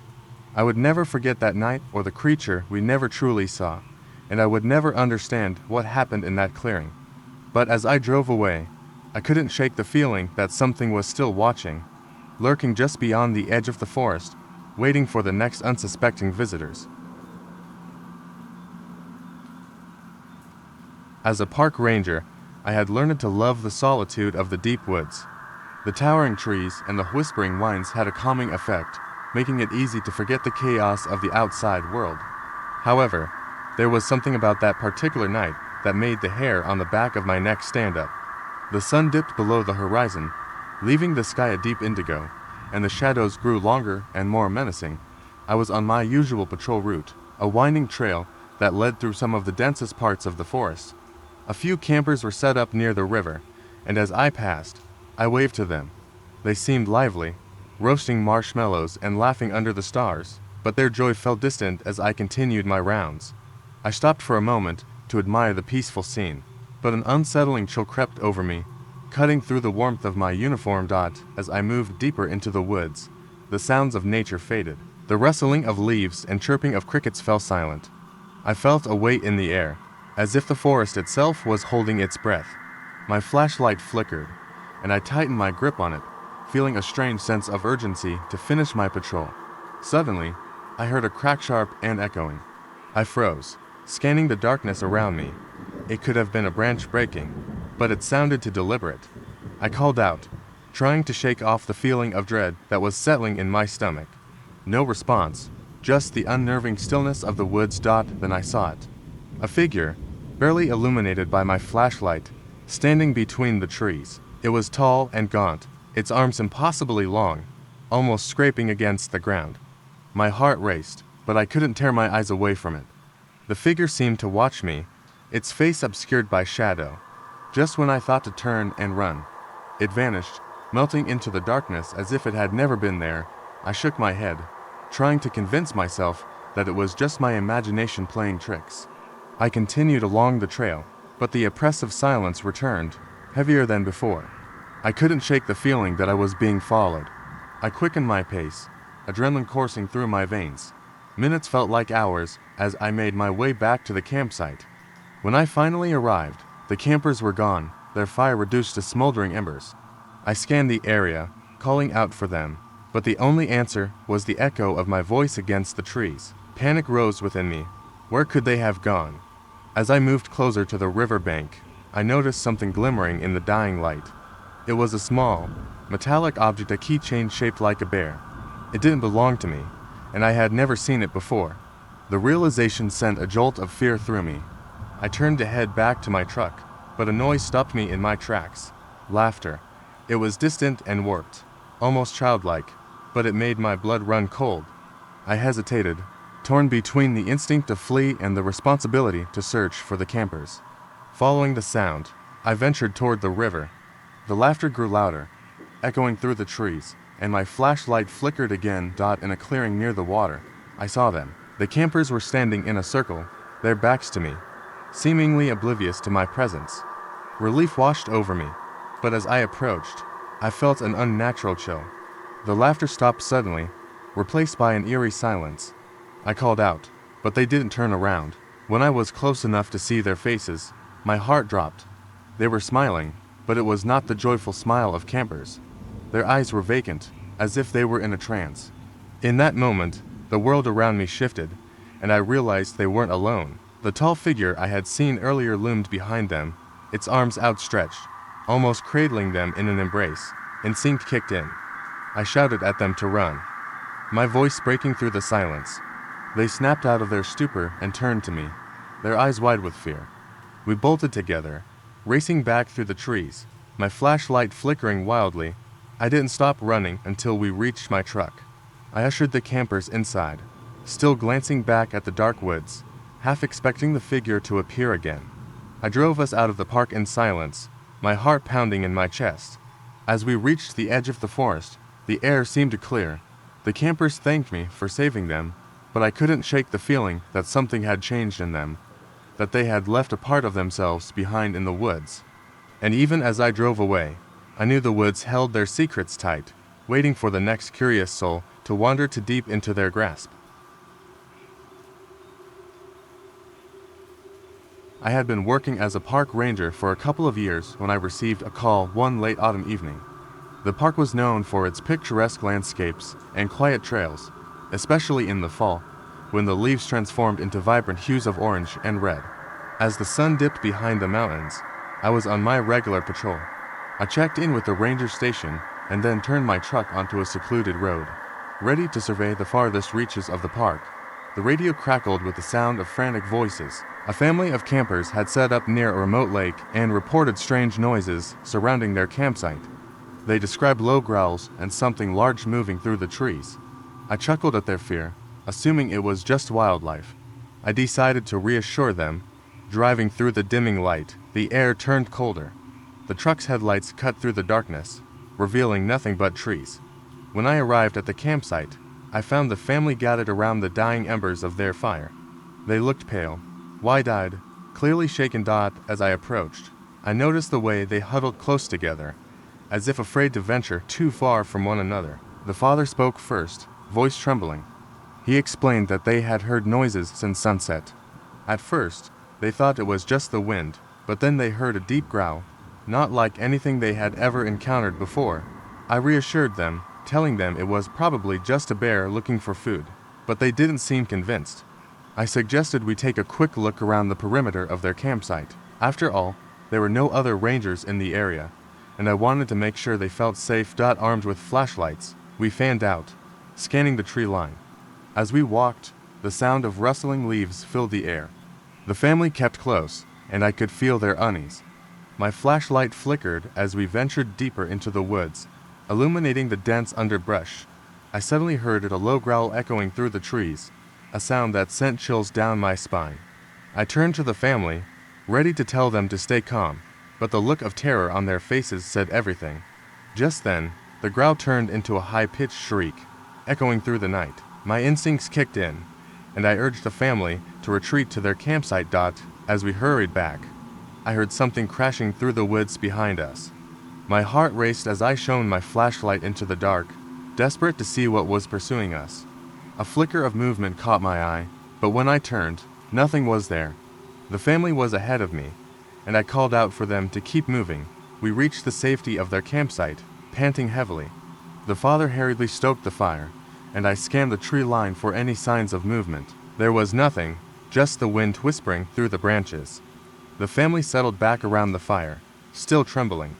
I could feel the fear hanging in the air, thick and tangible. I told them I would stay the night, ensuring they were safe. As the hours passed, the sounds of the forest settled into a haunting silence. We shared ghost stories to keep the mood light, but every rustle in the trees made us jump. At one point, the father suggested we check the perimeter again. I hesitated, but we agreed it was best to know if whatever was out there was still watching us. Equipped with our flashlights once more, we crept back toward the tree line. The air was heavy, and the night felt alive with anticipation. Suddenly, the high-pitched shriek rang out again, piercing the silence like a knife. I felt the hairs on my neck stand on end. We turned and ran back to the campsite, fear propelling us forward. But as we reached the clearing, the family froze, and I skidded to a halt behind them. There, in front of the tent, stood a tall figure, backlit by the glow of our fire. It was a park ranger, wearing a uniform eerily similar to mine, but something was off. His face was pale, eyes sunken, and his lips curled into a grotesque smile. I stepped forward, confusion flooding my mind. But before I could say anything, the figure raised his hand and pointed towards the forest. In a voice that sent chills through my bones, he whispered, "You shouldn't have come here." The family screamed, and I felt a rush of panic. I turned to look back at the figure, but he had vanished, leaving only the echoes of his words hanging in the air. The family and I huddled together, trying to make sense of what we had seen. Knowing we had to leave the woods behind, we packed up quickly and fled, the night feeling colder and darker than before. As we drove away, I couldn't shake the feeling that whatever we had encountered was not done with us yet. Sometimes, when I close my eyes, I still hear that figure's chilling voice and wonder who or what was truly watching us in those woods. The night had settled in the forest like a heavy blanket, and as a park ranger, I was used to the eerie calm that enveloped the woods after sunset. The campgrounds were closed for the season, but I had to make my rounds to ensure no one had sneaked in for an illicit camping trip. The air was crisp, and the silence was almost deafening. My flashlight cut through the dark, illuminating the twisted branches and underbrush. About an hour into my patrol, I noticed something unusual: a tent set up deep in the woods, far from the designated camping area. My heart raced. The site was supposed to be closed for the season, and no one should be there. I approached cautiously, my footsteps muffled by the thick layer of fallen leaves. As I got closer, I could see the tent was unzipped but empty. The campfire pit lay cold and dark, a few charred logs scattered around. I scanned the area, calling out if anyone was there, but only the wind answered. I was about to turn back when I noticed a backpack near the tent, half open, and inside, I caught a glimpse of a child's drawing. It was crude but depicted a family camping. My gut twisted. Suddenly, a sound pierced the silence: laughter. Distant yet unmistakable, it echoed through the trees, high-pitched and childish. I turned, flashlight beam sweeping the darkness. I felt a cold shiver run down my spine. Children shouldn't be out here alone, especially in the dead of night. I made my way toward the sound, heart pounding. As I ventured deeper into the woods, the laughter faded, replaced by a chilling stillness. Then, I heard something else: a low growl. Unlike anything I had heard before, it sent a bolt of fear through me. I raised my flashlight higher, trying to see beyond the trees, but nothing moved. I hesitated, trying to rationalize the noise, convincing myself it was just an animal. With a deep breath, I continued, hoping to find the children and bring them back to safety. I stumbled into a small clearing and spotted something that made my blood run cold. There, among the foliage, stood a tall figure, its back turned to me. It wore what appeared to be a tattered, oversized sweater, the hem dragging along the ground. I called out, but it didn't move. Instead, it seemed to shift slightly, as if sensing my presence. I felt the air grow heavier, and a chill swept over me. My instincts screamed to run, but I couldn't leave without understanding what was happening. I took a cautious step forward, and the figure suddenly turned around. My flashlight flickered against its face, a twisted, unsettling mask that was neither human nor animal. Its eyes were sunken and empty, and it opened its mouth to let out a haunting sound that mimicked laughter. The growl I heard earlier grew louder, but I realized it wasn't coming from the figure. Panic surged through me as I turned to flee, heart racing. I crashed through the underbrush, branches snagging at my clothes. I sprinted back toward the path, but the laughter followed me, echoing through the trees, getting louder with each step. As I emerged onto the main trail, gasping for breath, I nearly collided with a family of 3 parents and a young child, their eyes wide with confusion. They must have arrived just as I was fleeing. I hurriedly explained what I had seen: the laughter, the figure. They listened, faces pale and frightened, but before I could convince them to leave, the laughter echoed again, louder this time, and the figure emerged from the tree line behind them. I shouted for them to run, and they turned in terror. The family sprinted down the path as I grabbed my radio, frantically calling for backup. I didn't look back until I reached the main ranger station, heart pounding. When the other rangers arrived, we formed a search party, but the woods were silent. We combed the area, but there was no sign of the figure, the tent, or the family I had seen. Hours passed with no trace, and as dawn broke, the sun illuminated the woods with a haunting beauty.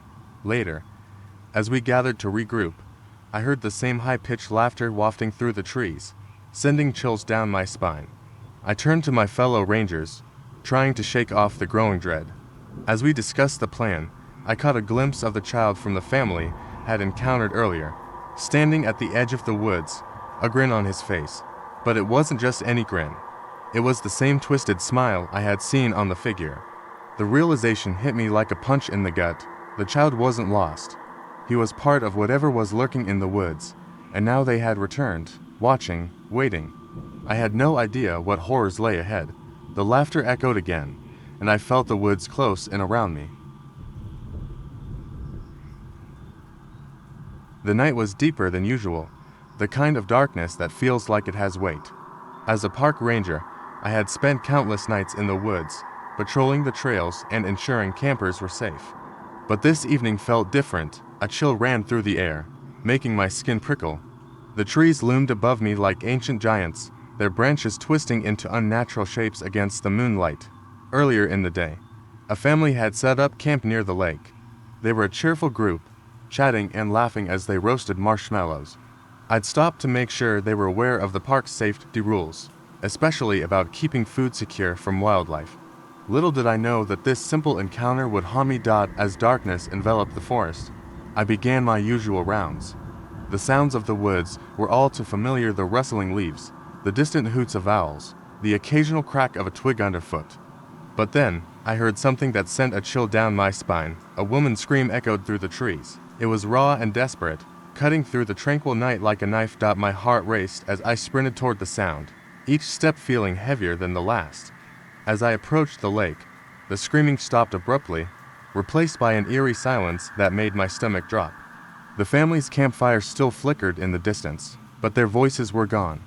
I reached their campsite, my flashlight beam bouncing wildly over the area, searching for any sign of them. The tent stood undisturbed, but the air felt wrong. I called out, my voice trembling. No answer. Panic set in as I turned to check the trail leading away from the lake. That's when I saw a shadow darting between the trees, too quick for me to catch a clear glimpse. My instinct screamed for me to run, but I had a duty to protect these campers. I had to find them. I moved cautiously along the path, my flashlight illuminating the foliage as I pushed deeper into the woods.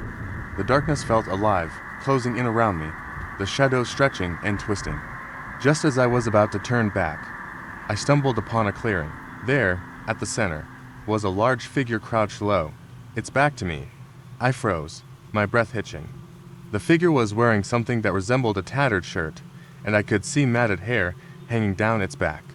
My mind raced with horror stories of what could lurk in the depths of the forest. I stepped back slowly, but the sound of my movement caught its attention. The figure turned, and my blood ran cold. Its face was grotesque, a twisted mockery of a human. Eyes wide and bulging, it opened its mouth in a silent scream. A wave of terror washed over me, and I turned to flee. I sprinted back toward the camp, adrenaline pushing me forward. I couldn't shake the feeling of being hunted, something lurking just out of sight. When I reached the campsite, I found the family emerging from the woods, faces pale and wide-eyed. They looked as if they had seen a ghost. I rushed to them, relief flooding through me. But before I could ask if they were okay, the mother spoke, her voice trembling. She said they had heard whispers in the trees, voices calling to them in the dark. Then, before I could process what she was saying, I caught a glimpse of the figure standing just beyond the tree line, watching us. I turned to the family, urging them to pack their things quickly. We needed to leave. I grabbed my radio and called for backup, but the signal was weak and crackling. Just as the family hastily packed their gear, I felt a sudden, icy breath on my neck. I whipped around, shining my flashlight into the dark. The figure was gone, but its presence lingered like a heavy fog.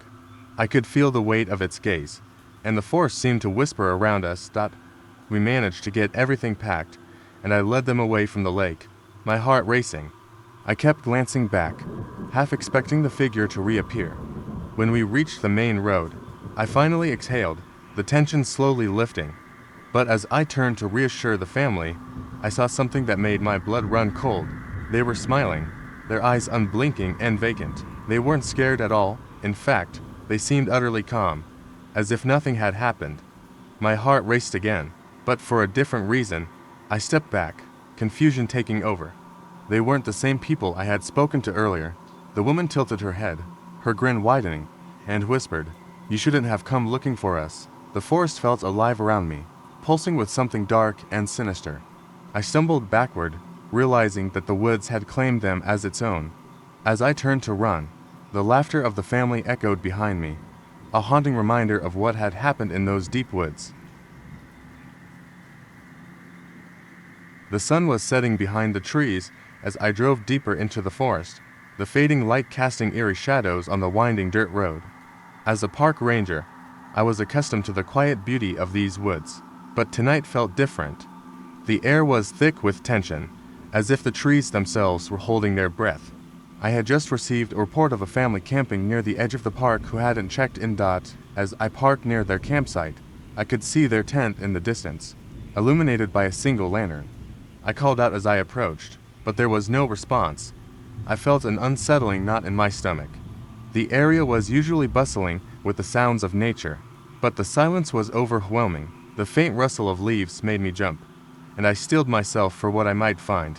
When I reached the tent, I noticed the zipper was slightly open. I pushed it aside and peeked in, empty. The sleeping bags were still laid out, and the family's belongings were untouched. I called their names, but was met only by the rustling of branches and the distant call of an owl. My heart raced as I scanned the surrounding woods, looking for any sign of movement. I decided to check the nearby clearing, hoping to find them there. As I stepped away from the campsite, I felt a chill in the air. A sense of unease washed over me. I ventured further into the woods, the shadows growing longer and darker. The silence was oppressive. Suddenly, a loud crack echoed through the trees, making me jump. My flashlight beam swept across the underbrush, but nothing was there.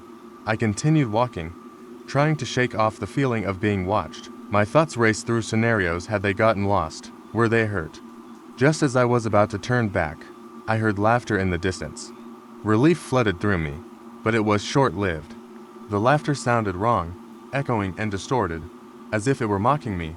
I hurried toward the sound, calling out to the family. The laughter faded, replaced by a low growl that sent chills down my spine. I froze, listening intently. There it was again, the growl, closer this time. My instincts kicked in, and I felt the need to get back to the tent. I turned to head back, but the path seemed unfamiliar. The trees loomed over me, their branches twisting like skeletal hands. Panic set in as I stumbled through the underbrush, my heart pounding. I tried to retrace my steps, but the shadows seemed to stretch and shift, disorienting me. I called out again, hoping for a response, but all I got was silence. Then, from behind me, I heard the laughter again, louder this time, echoing in my ears. It wasn't the sound of children, it was something sinister. I ran, my breath coming in ragged gasps. The growl was now a snarl, and I could feel something pursuing me. I burst into a small clearing, my flashlight flickering. In the center stood a figure. It was tall and gaunt, with glowing eyes that seemed to pierce the darkness. My blood ran cold as I realized I was not alone. I stumbled back, the beam of my flashlight illuminating the figure's twisted face, a grotesque parody of a human smile stretching from ear to ear. In a panic, I turned to run again, the laughter morphing into a cacophony of voices, whispering my name, taunting me. I sprinted through the trees, my mind racing for a way out. Suddenly, I tripped and fell, the ground giving way beneath me. I landed hard, gasping for breath, and looked around. The figure loomed closer, but just as it reached out, I felt something cold grab my ankle. It yanked me back, but instead of panic, I felt relief wash over me as I saw the familiar shape of the family I had been searching for. They had been camping a few yards away, and it turned out they had wandered off for a night hike. They pulled me up just as the figure receded into the shadows, the laughter fading into the night. We scrambled back to the campsite, breathless but safe. As we packed up and prepared to leave, I glanced back into the woods, wondering if what I had seen was real or a trick of the mind. Later, while recounting the story to them, I noticed the family exchanging glances, their expressions troubled. They spoke softly among themselves, and it struck me that their laughter hadn't been joyful. It had been the same mocking laughter I heard in the woods. A chill ran down my spine as I realized that whatever lurked in those woods had not only been after me, it had been playing with all of us. I've spent years working as a park ranger in the deep woods. My shifts usually consisted of monitoring trails, checking campsites, and ensuring visitors adhered to safety guidelines. Autumn had set in, painting the forest in a tapestry of orange and crimson. The air felt electric, tinged with an anticipation I couldn't quite shake. On this particular evening, I was tasked with patrolling a remote campsite that had recently reported some strange disturbances. As the sun dipped below the horizon, I grabbed my flashlight and set off along the narrow trail leading to the site. The shadows grew longer, twisting into menacing shapes among the trees. The silence felt thick, almost suffocating. I brushed off the unsettling feeling and focused on my job. After all, I had encountered my fair share of oddities in the woods. When I arrived at the campsite, I noticed it was unusually quiet. The fire pit lay cold, and the tents stood like sentinels, their flaps flapping gently in the breeze. I called out to see if anyone was around, but received no answer. A tingle of unease prickled my spine. I began checking the tents one by one. The first tent was empty, save for some gear strewn about. The second tent, however, caught my attention. I unzipped the flap and peered inside. It was dark, the light from my flashlight barely illuminating the space. I stepped in and felt a chill sweep over me. The sleeping bags were rolled up, but something was off. There was a half-eaten granola bar lying on the ground, and a backpack was haphazardly tossed in the corner, as if someone had left in a hurry. My instincts kicked in, and I quickly exited the tent. I decided to check the surrounding area. As I walked deeper into the woods, I felt the air grow heavier. The wind picked up, rustling the leaves, but it carried with it an unsettling whisper. I shook my head, trying to clear my thoughts. I was just being paranoid. That's when I heard a faint sound, almost like a child laughing. I turned, heart pounding in my chest, and started walking towards the direction of the sound. The laughter echoed in a way that sent chills down my spine. It was innocent, yet the deeper I went into the woods, the more distorted it became. It was laced with a hint of something dark, something wrong. As I ventured deeper, I spotted a flicker of light through the trees. I followed it, thinking it might lead me to whoever had been camping. But as I drew closer, the laughter ceased, replaced by a profound silence. I stepped into a clearing and felt my breath catch in my throat. There, in the center, stood a massive tree, its gnarled branches reaching out like skeletal fingers. At the base of the tree lay a circle of stones, each one covered in strange markings. I crouched to examine them, feeling a sense of dread wash over me. Just then, I heard rustling behind me. I whipped around, flashlight beams slicing through the darkness. Nothing was there. I was alone, or so I thought. Suddenly, a sharp whisper cut through the air, sending icy fingers creeping up my spine. It was a voice, chillingly familiar, echoing my name. I stumbled backward, heart racing, realizing it sounded just like my sister. Confused and terrified, I called out, asking if anyone was there. The whispers intensified, now blending into a cacophony of voices, all calling my name. My heart pounded louder, drowning out the chaos. I felt disoriented, panic threatening to take hold.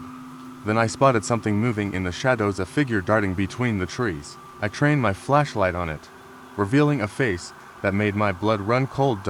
It was a child, eyes wide and terrified, a look of pure horror etched on her face. I rushed toward her, ready to ask if she was lost. But as I reached her, she opened her mouth, and an unearthly scream erupted from her. The sound shattered the night, reverberating in my chest. I stumbled backward, realizing the child's face was not just frightened, but twisted, warped into something inhuman. I turned to run, but felt a tug on my shirt, yanking me back. I looked down to see skeletal hands emerging from the ground, grasping at me. I screamed and broke free, sprinting back toward the trail, adrenaline coursing through my veins. When I finally reached the safety of my vehicle, I locked the doors, heart racing, hands trembling. I looked back at the woods, expecting to see something, anything, but there was nothing. The eerie laughter had returned, ringing in my ears, echoing my deepest fears. That night, I didn't sleep. I sat in my truck, shaken, the forest looming dark and silent around me. As dawn broke, I vowed never to return to that spot, never to speak of it again. I thought about the child I saw, and the sinister whispers that echoed through the trees. I knew one thing for certain: the woods were alive with secrets, and some truths were best left buried. I've been camping for years, and I've never encountered anything like this. It was supposed to be a weekend getaway, just me and a couple of friends, out in the woods to disconnect. We'd set up camp early in the afternoon. Our spot was isolated, the kind of place where you can hear every rustle in the trees, the chirp of crickets, the crackling of the campfire. The perfect place for a peaceful night away from the world. It started out like any other camping trip. We cooked over the fire, told stupid stories, and laughed about old times.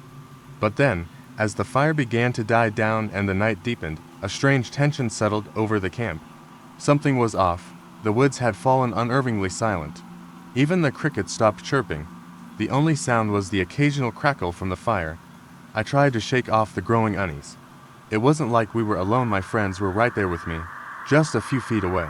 But then, out of nowhere, I heard a soft, almost imperceptible whisper. I froze, my eyes scanning the darkness. It wasn't coming from anyone in the group. It sounded like it was coming from further into the woods, deeper than we had ventured. I stood up, telling myself it was probably the wind, or maybe an animal. But as I glanced at my friends, I could see they were unsettled too. One of them, let's call him Alex, turned to me and whispered, "Did you hear that?" His voice was tight with unease. Before I could answer, there was a sudden crash from the underbrush behind us, followed by a low, guttural growl. We all snapped our heads toward the sound. The firelight flickered, casting long shadows across the clearing. It was impossible to see anything in the dark beyond the circle of light. I felt a cold chill run down my spine. None of us spoke for a moment, the silence hanging thick. Then, out of the corner of my eye, I saw something move fast, darting between the trees. I couldn't make out any details, just a blur of motion. It was big, though, bigger than any animal I'd seen in these woods. Something about its movements seemed unnatural. My heart started to race. I wasn't one for getting scared easily, but this was different. Whatever was out there, it wasn't normal. The forest had gone from eerie to terrifying in a heartbeat. We huddled closer together by the fire, the warmth of the flames doing little to ease the dread crawling up my skin. We tried to convince ourselves it was just an animal, maybe a bear, or even a bobcat. But the more I thought about it, the more certain I was that whatever it wasn't any animal I knew. Just then, Alex stood up, his face pale. He pointed into the woods, his voice trembling. "Do you see that?" We all turned to follow his gaze. There, just beyond the edge of the firelight, was a figure tall, impossibly thin, and just standing there. It was completely still, watching us. The only thing visible was the outline of its body, cloaked in darkness. No face, no eyes, just an inhuman silhouette. My pulse shot into my throat. We should have run, right then, but we couldn't move. We were paralyzed, frozen in place by the sheer terror of the thing in front of us. It didn't move, it didn't speak. It just stood there, watching. Minutes passed hours, it seemed, but the figure remained. Then, without warning, it stepped forward, moving impossibly fast. It was on the edge of the firelight, so close I could feel the weight of its presence, and I could have sworn I saw the faintest glimmer of pale skin beneath the darkness. It was not a shadow. It was a person, a thing. And it was moving toward us. Suddenly, the figure was gone. Vanished, like it had never been there at all. I could feel my heart pounding in my ears as I scanned the woods, expecting it to reappear at any moment, but nothing. Just the eerie silence.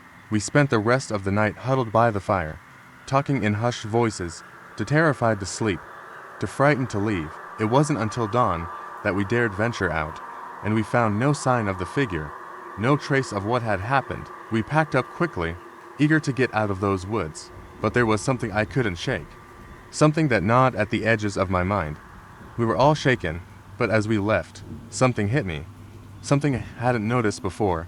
One of the tents, the one Alex had been sleeping in, was torn wide open, and right in the center of it was a single, deep, fresh footprint shaped like a human's. but the toes were unnaturally elongated.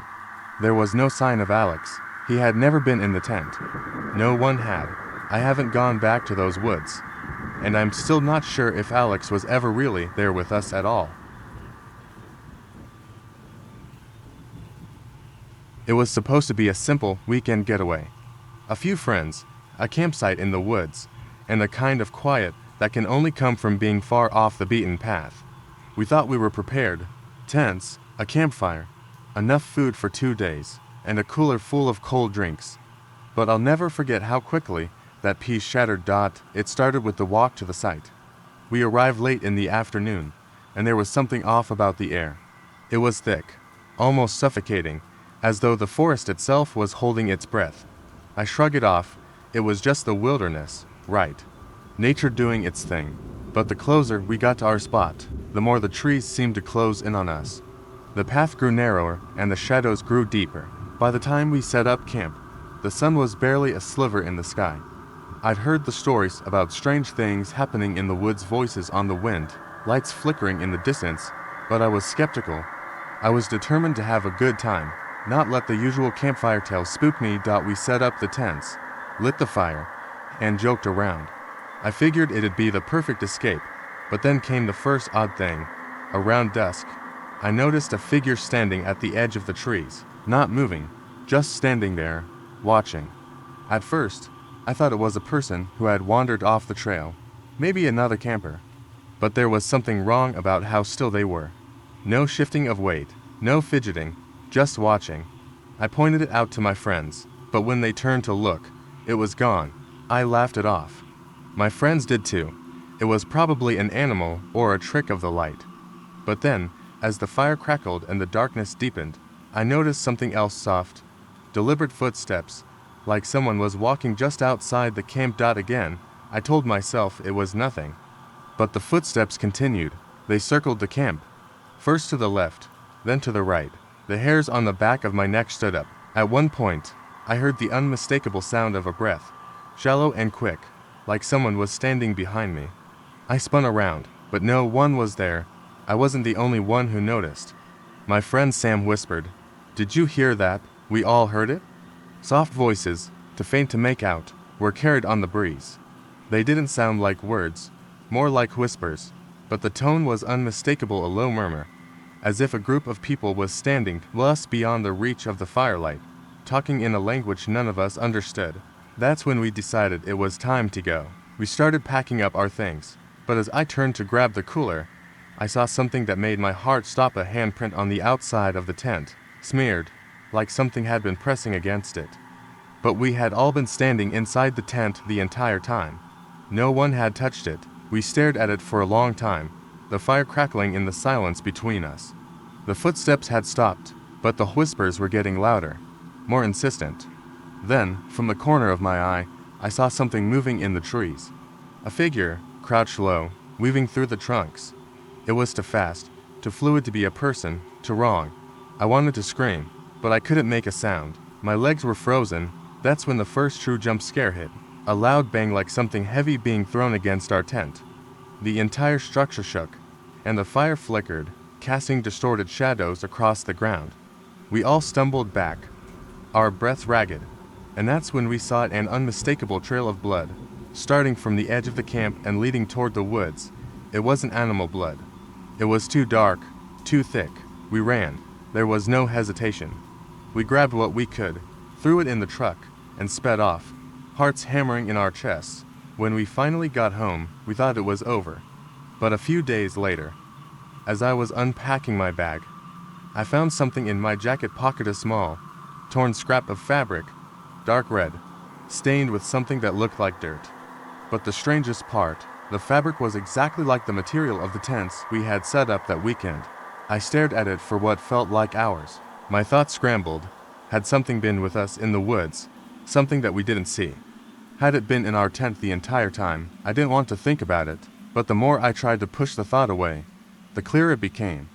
The whispers, the figure in the trees, the handprint, the blood trail, and that piece of fabric, something that definitely wasn't ours. We never went back to those woods. But I still wonder, what was it that we didn't see? What was circling our camp, watching us, following us. Whatever it was, it didn't let us go. Camping under a starlit sky always felt like an escape into another world, a raw kind of freedom you only get in nature. We were miles from any road, wrapped in the deep silence of the forest, only the crackling fire breaking the quiet. There were 3 of us, me, my friend, and his little brother. It was their first real camping trip, so I was the expert, having been camping a few times before. But something about this night was different. Even before we arrived, I felt a vague unease, an odd feeling of being watched from somewhere beyond the trees. As darkness crept in, the usual sounds of the forest seemed strangely muted. No chirping insects, no rustle of small animals in the brush. I tried to shake it off, chalking it up to nerves, and settled into a story, hoping to lighten the mood. As I spoke, though, I noticed my friend's brother staring into the woods, his face pale in the glow of the fire. He whispered that he saw something out there, just beyond the tree line. My friend and I laughed, teasing him about letting his imagination run wild, but the fear in his eyes didn't waver. Trying to calm him down, I aimed my flashlight at the spot he'd been staring at. For a second, everything looked normal. But as I panned the light along the edge of the trees, I caught a glimpse of something moving, a flash of white, slipping quickly out of sight. I froze, and so did my friends. My friend forced a chuckle, muttering about animals in the woods. Probably a deer or a raccoon, he said. But something about the way it moved, it was too smooth, too deliberate, and it was silent. No crackling leaves, no snapping twigs, nothing. We tried to laugh it off, throwing another log on the fire and talking louder than necessary, anything to shake the growing tension. But that feeling didn't go away, and the forest only seemed to get darker, more oppressive. About an hour later, as we sat by the fire, my friend's brother suddenly grabbed my arm, his nails digging into my skin. He didn't say anything, just pointed behind me, his eyes wide with terror. I turned slowly, my heart pounding, but saw nothing. Just trees and shadows. We tried to settle down, each of us lying down in our sleeping bags around the dying fire. But none of us could sleep. I could feel every sound, every faint rustle, and I sensed my friends lying awake too, tense and silent. Then I heard a whisper. At first, I thought I was imagining it, but it grew louder, clearer, like it was right in my ear, though I was lying alone. It didn't make sense. The words were soft, unintelligible, like someone mumbling, just out of reach. I sat up, looking around, but I saw nothing. My friends were both wide-eyed, hearing it to just as suddenly, the whispering stopped. We sat there, our breath shallow, when a loud crack echoed from the trees behind us, followed by what sounded like footsteps, slow, deliberate footsteps, drawing closer. I shined my flashlight toward the sound, and my heart nearly stopped. There, at the edge of the light, stood a figure. It was pale, almost translucent, with long, thin limbs that seemed to stretch unnaturally from its body. Its face was blank, almost featureless, but its eyes were wide open, unblinking, and staring straight at me. I couldn't move, couldn't breathe.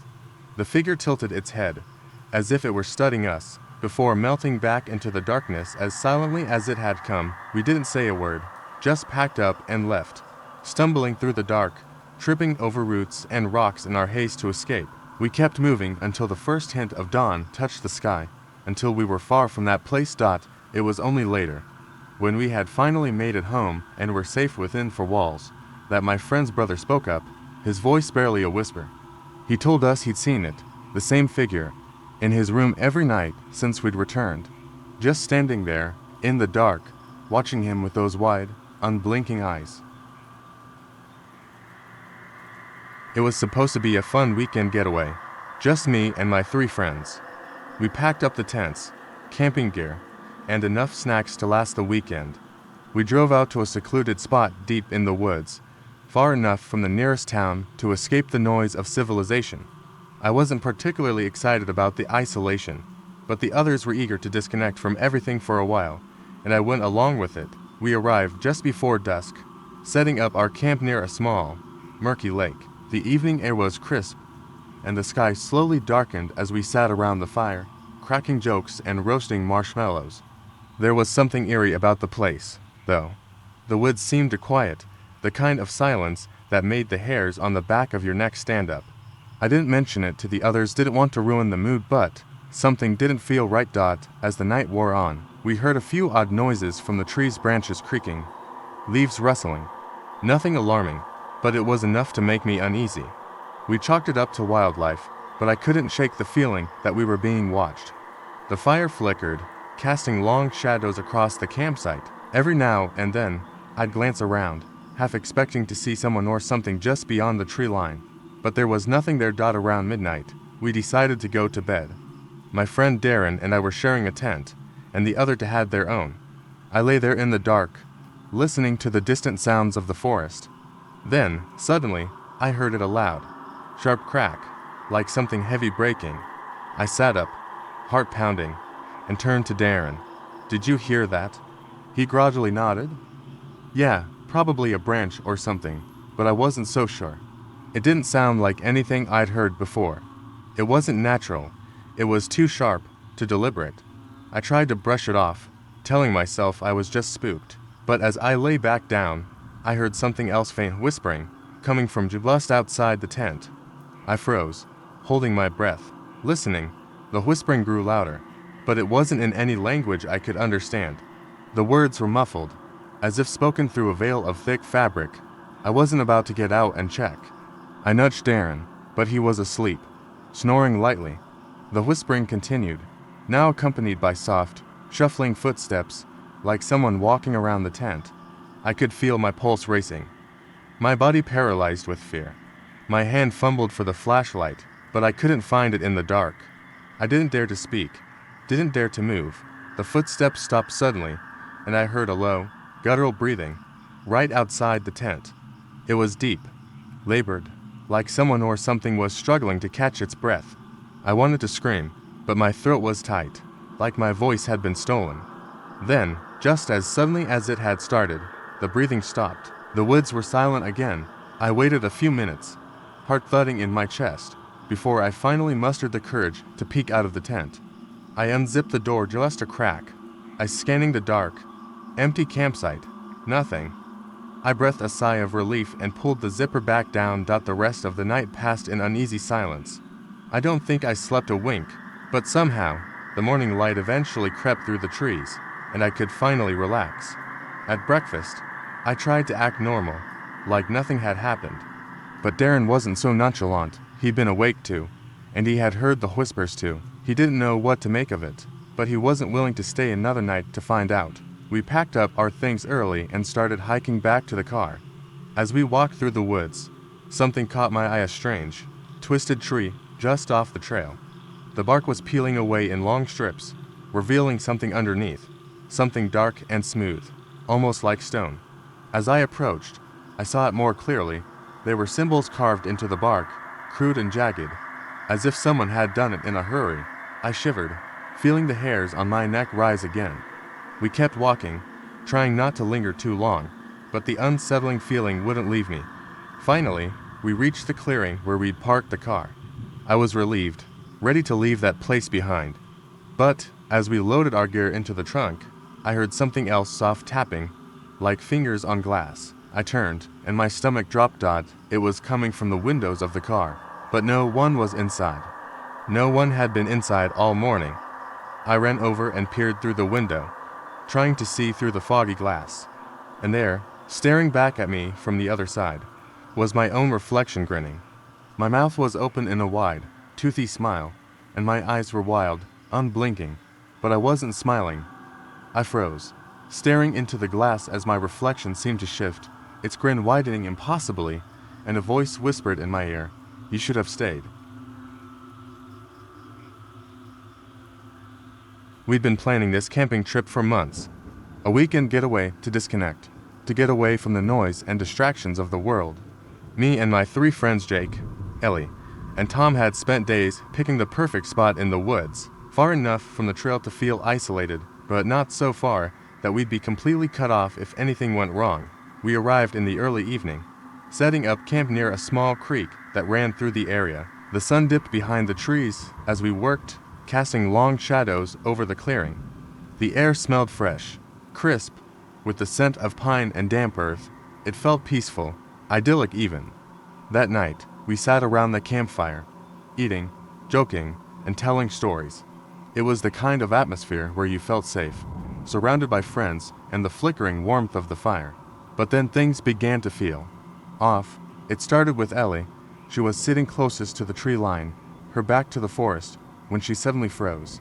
At first, we thought she was just being dramatic, messing around like she always did. But then she looked at us, her face pale, her eyes wide with fear. "I heard something," she said, her voice shaky. We all stopped talking, listening intently. The only sound was the crackling of the fire. Jake stood up, shaking his head. "Ellie, there's nothing out there. It's just the wind, or an animal. Don't freak yourself out." But Ellie wasn't convinced. She insisted she heard something movement, like footsteps, just beyond the reach of the firelight. We all stared into the darkness beyond the clearing, but there was nothing there. No movement, no sound. We laughed it off, convincing ourselves she was just letting her imagination run wild. But, as the night wore on, the unease crept back in. The shadows in the trees seemed to shift more than usual, and the air felt heavier, like something was watching us. The woods around us seemed unnaturally still, and the night seemed to stretch on much longer than it should have. At some point, we decided to head to our tents. We doused the fire, the embers glowing faintly in the night. We settled into our sleeping bags, but none of us could sleep. The sounds of the forest had taken on a strange quality, like they were distorted, just out of sync.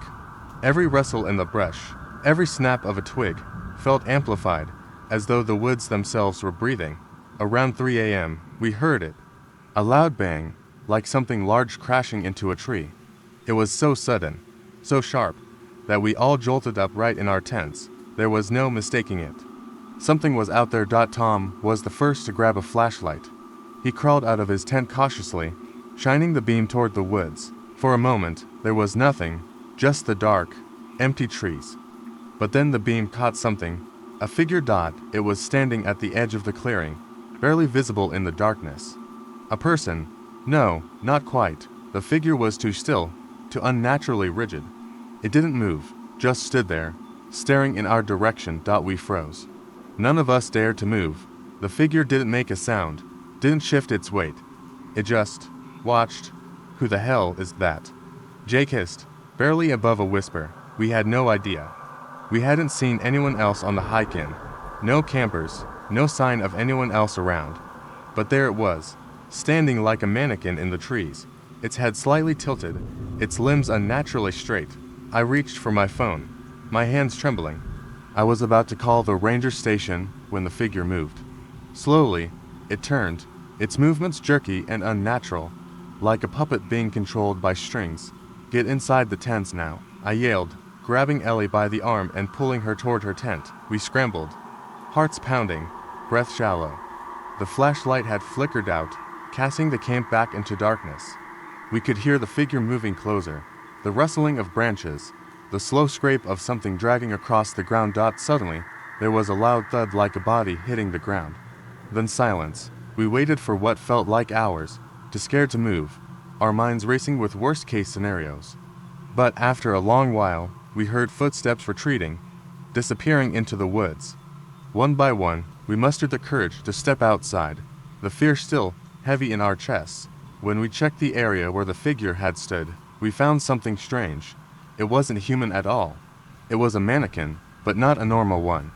This one had its face carved out, no eyes, no mouth, just smooth, empty skin, and on the back of its neck, there was something scrawled in faded red letters.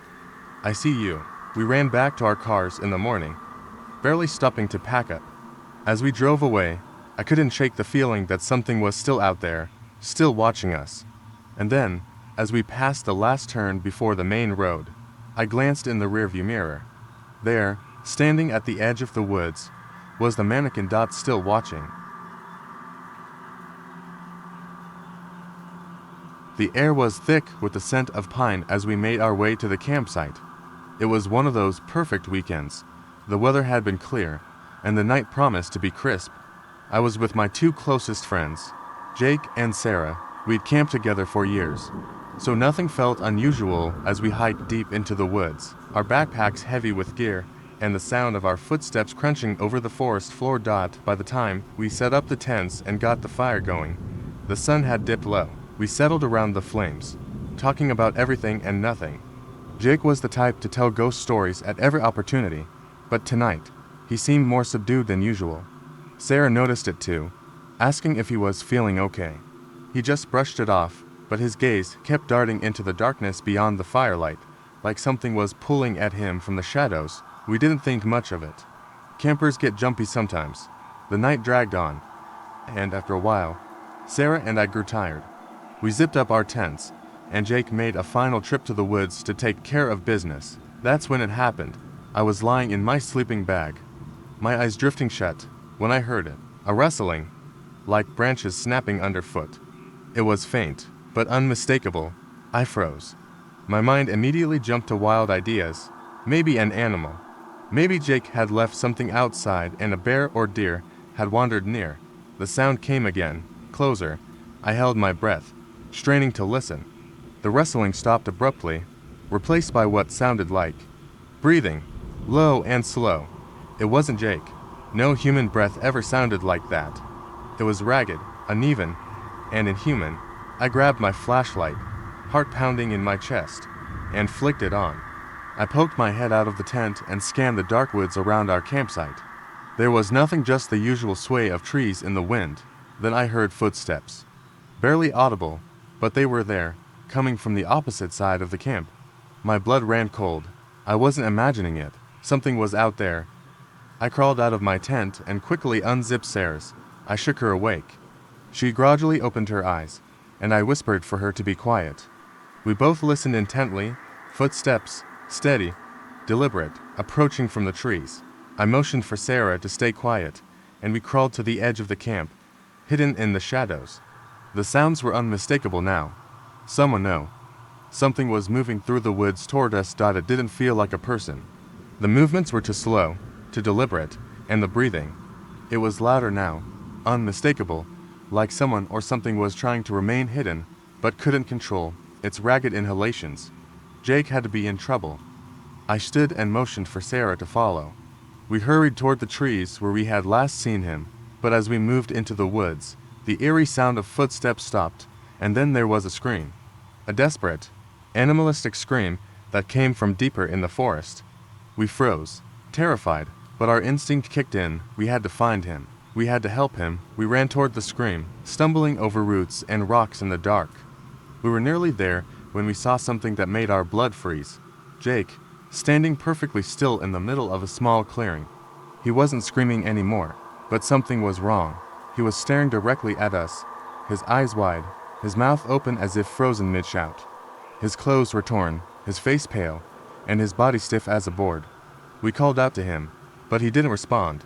Then, from behind him, something stepped forward. At first, I thought it was another person until I saw its face. It was not human. The thing that stood behind Jake had hollow, black eyes and a twisted, wide grin. Its skin was ashen, stretched tight across its skull, and it didn't move like a person either. It shuffled forward, its limbs jerking unnaturally, as though the body wasn't meant to move in that way. I reached out for Jake, desperate to pull him away, but he didn't flinch, didn't even blink. The thing behind him opened its mouth, revealing rows of jagged teeth, and it whispered something in a voice so low, I could barely hear it over the pounding of my heart. Then, it grinned again. The air around us seemed to thicken, like the very forest was holding its breath. I grabbed Jake's arm and yanked him back, pulling him as hard as I could. He stumbled, but didn't resist. We ran. We ran as fast as we could, not stopping until we were back at camp, panting and terrified. Jake was silent the whole time, his eyes still vacant and unfocused. He didn't speak a word. The next morning, we packed up quickly and left without a trace. Jake never spoke of what happened that night, but when I looked back at the woods one last time, I saw something standing among the trees. It was Jake, but not Jake. The thing in the woods was still there,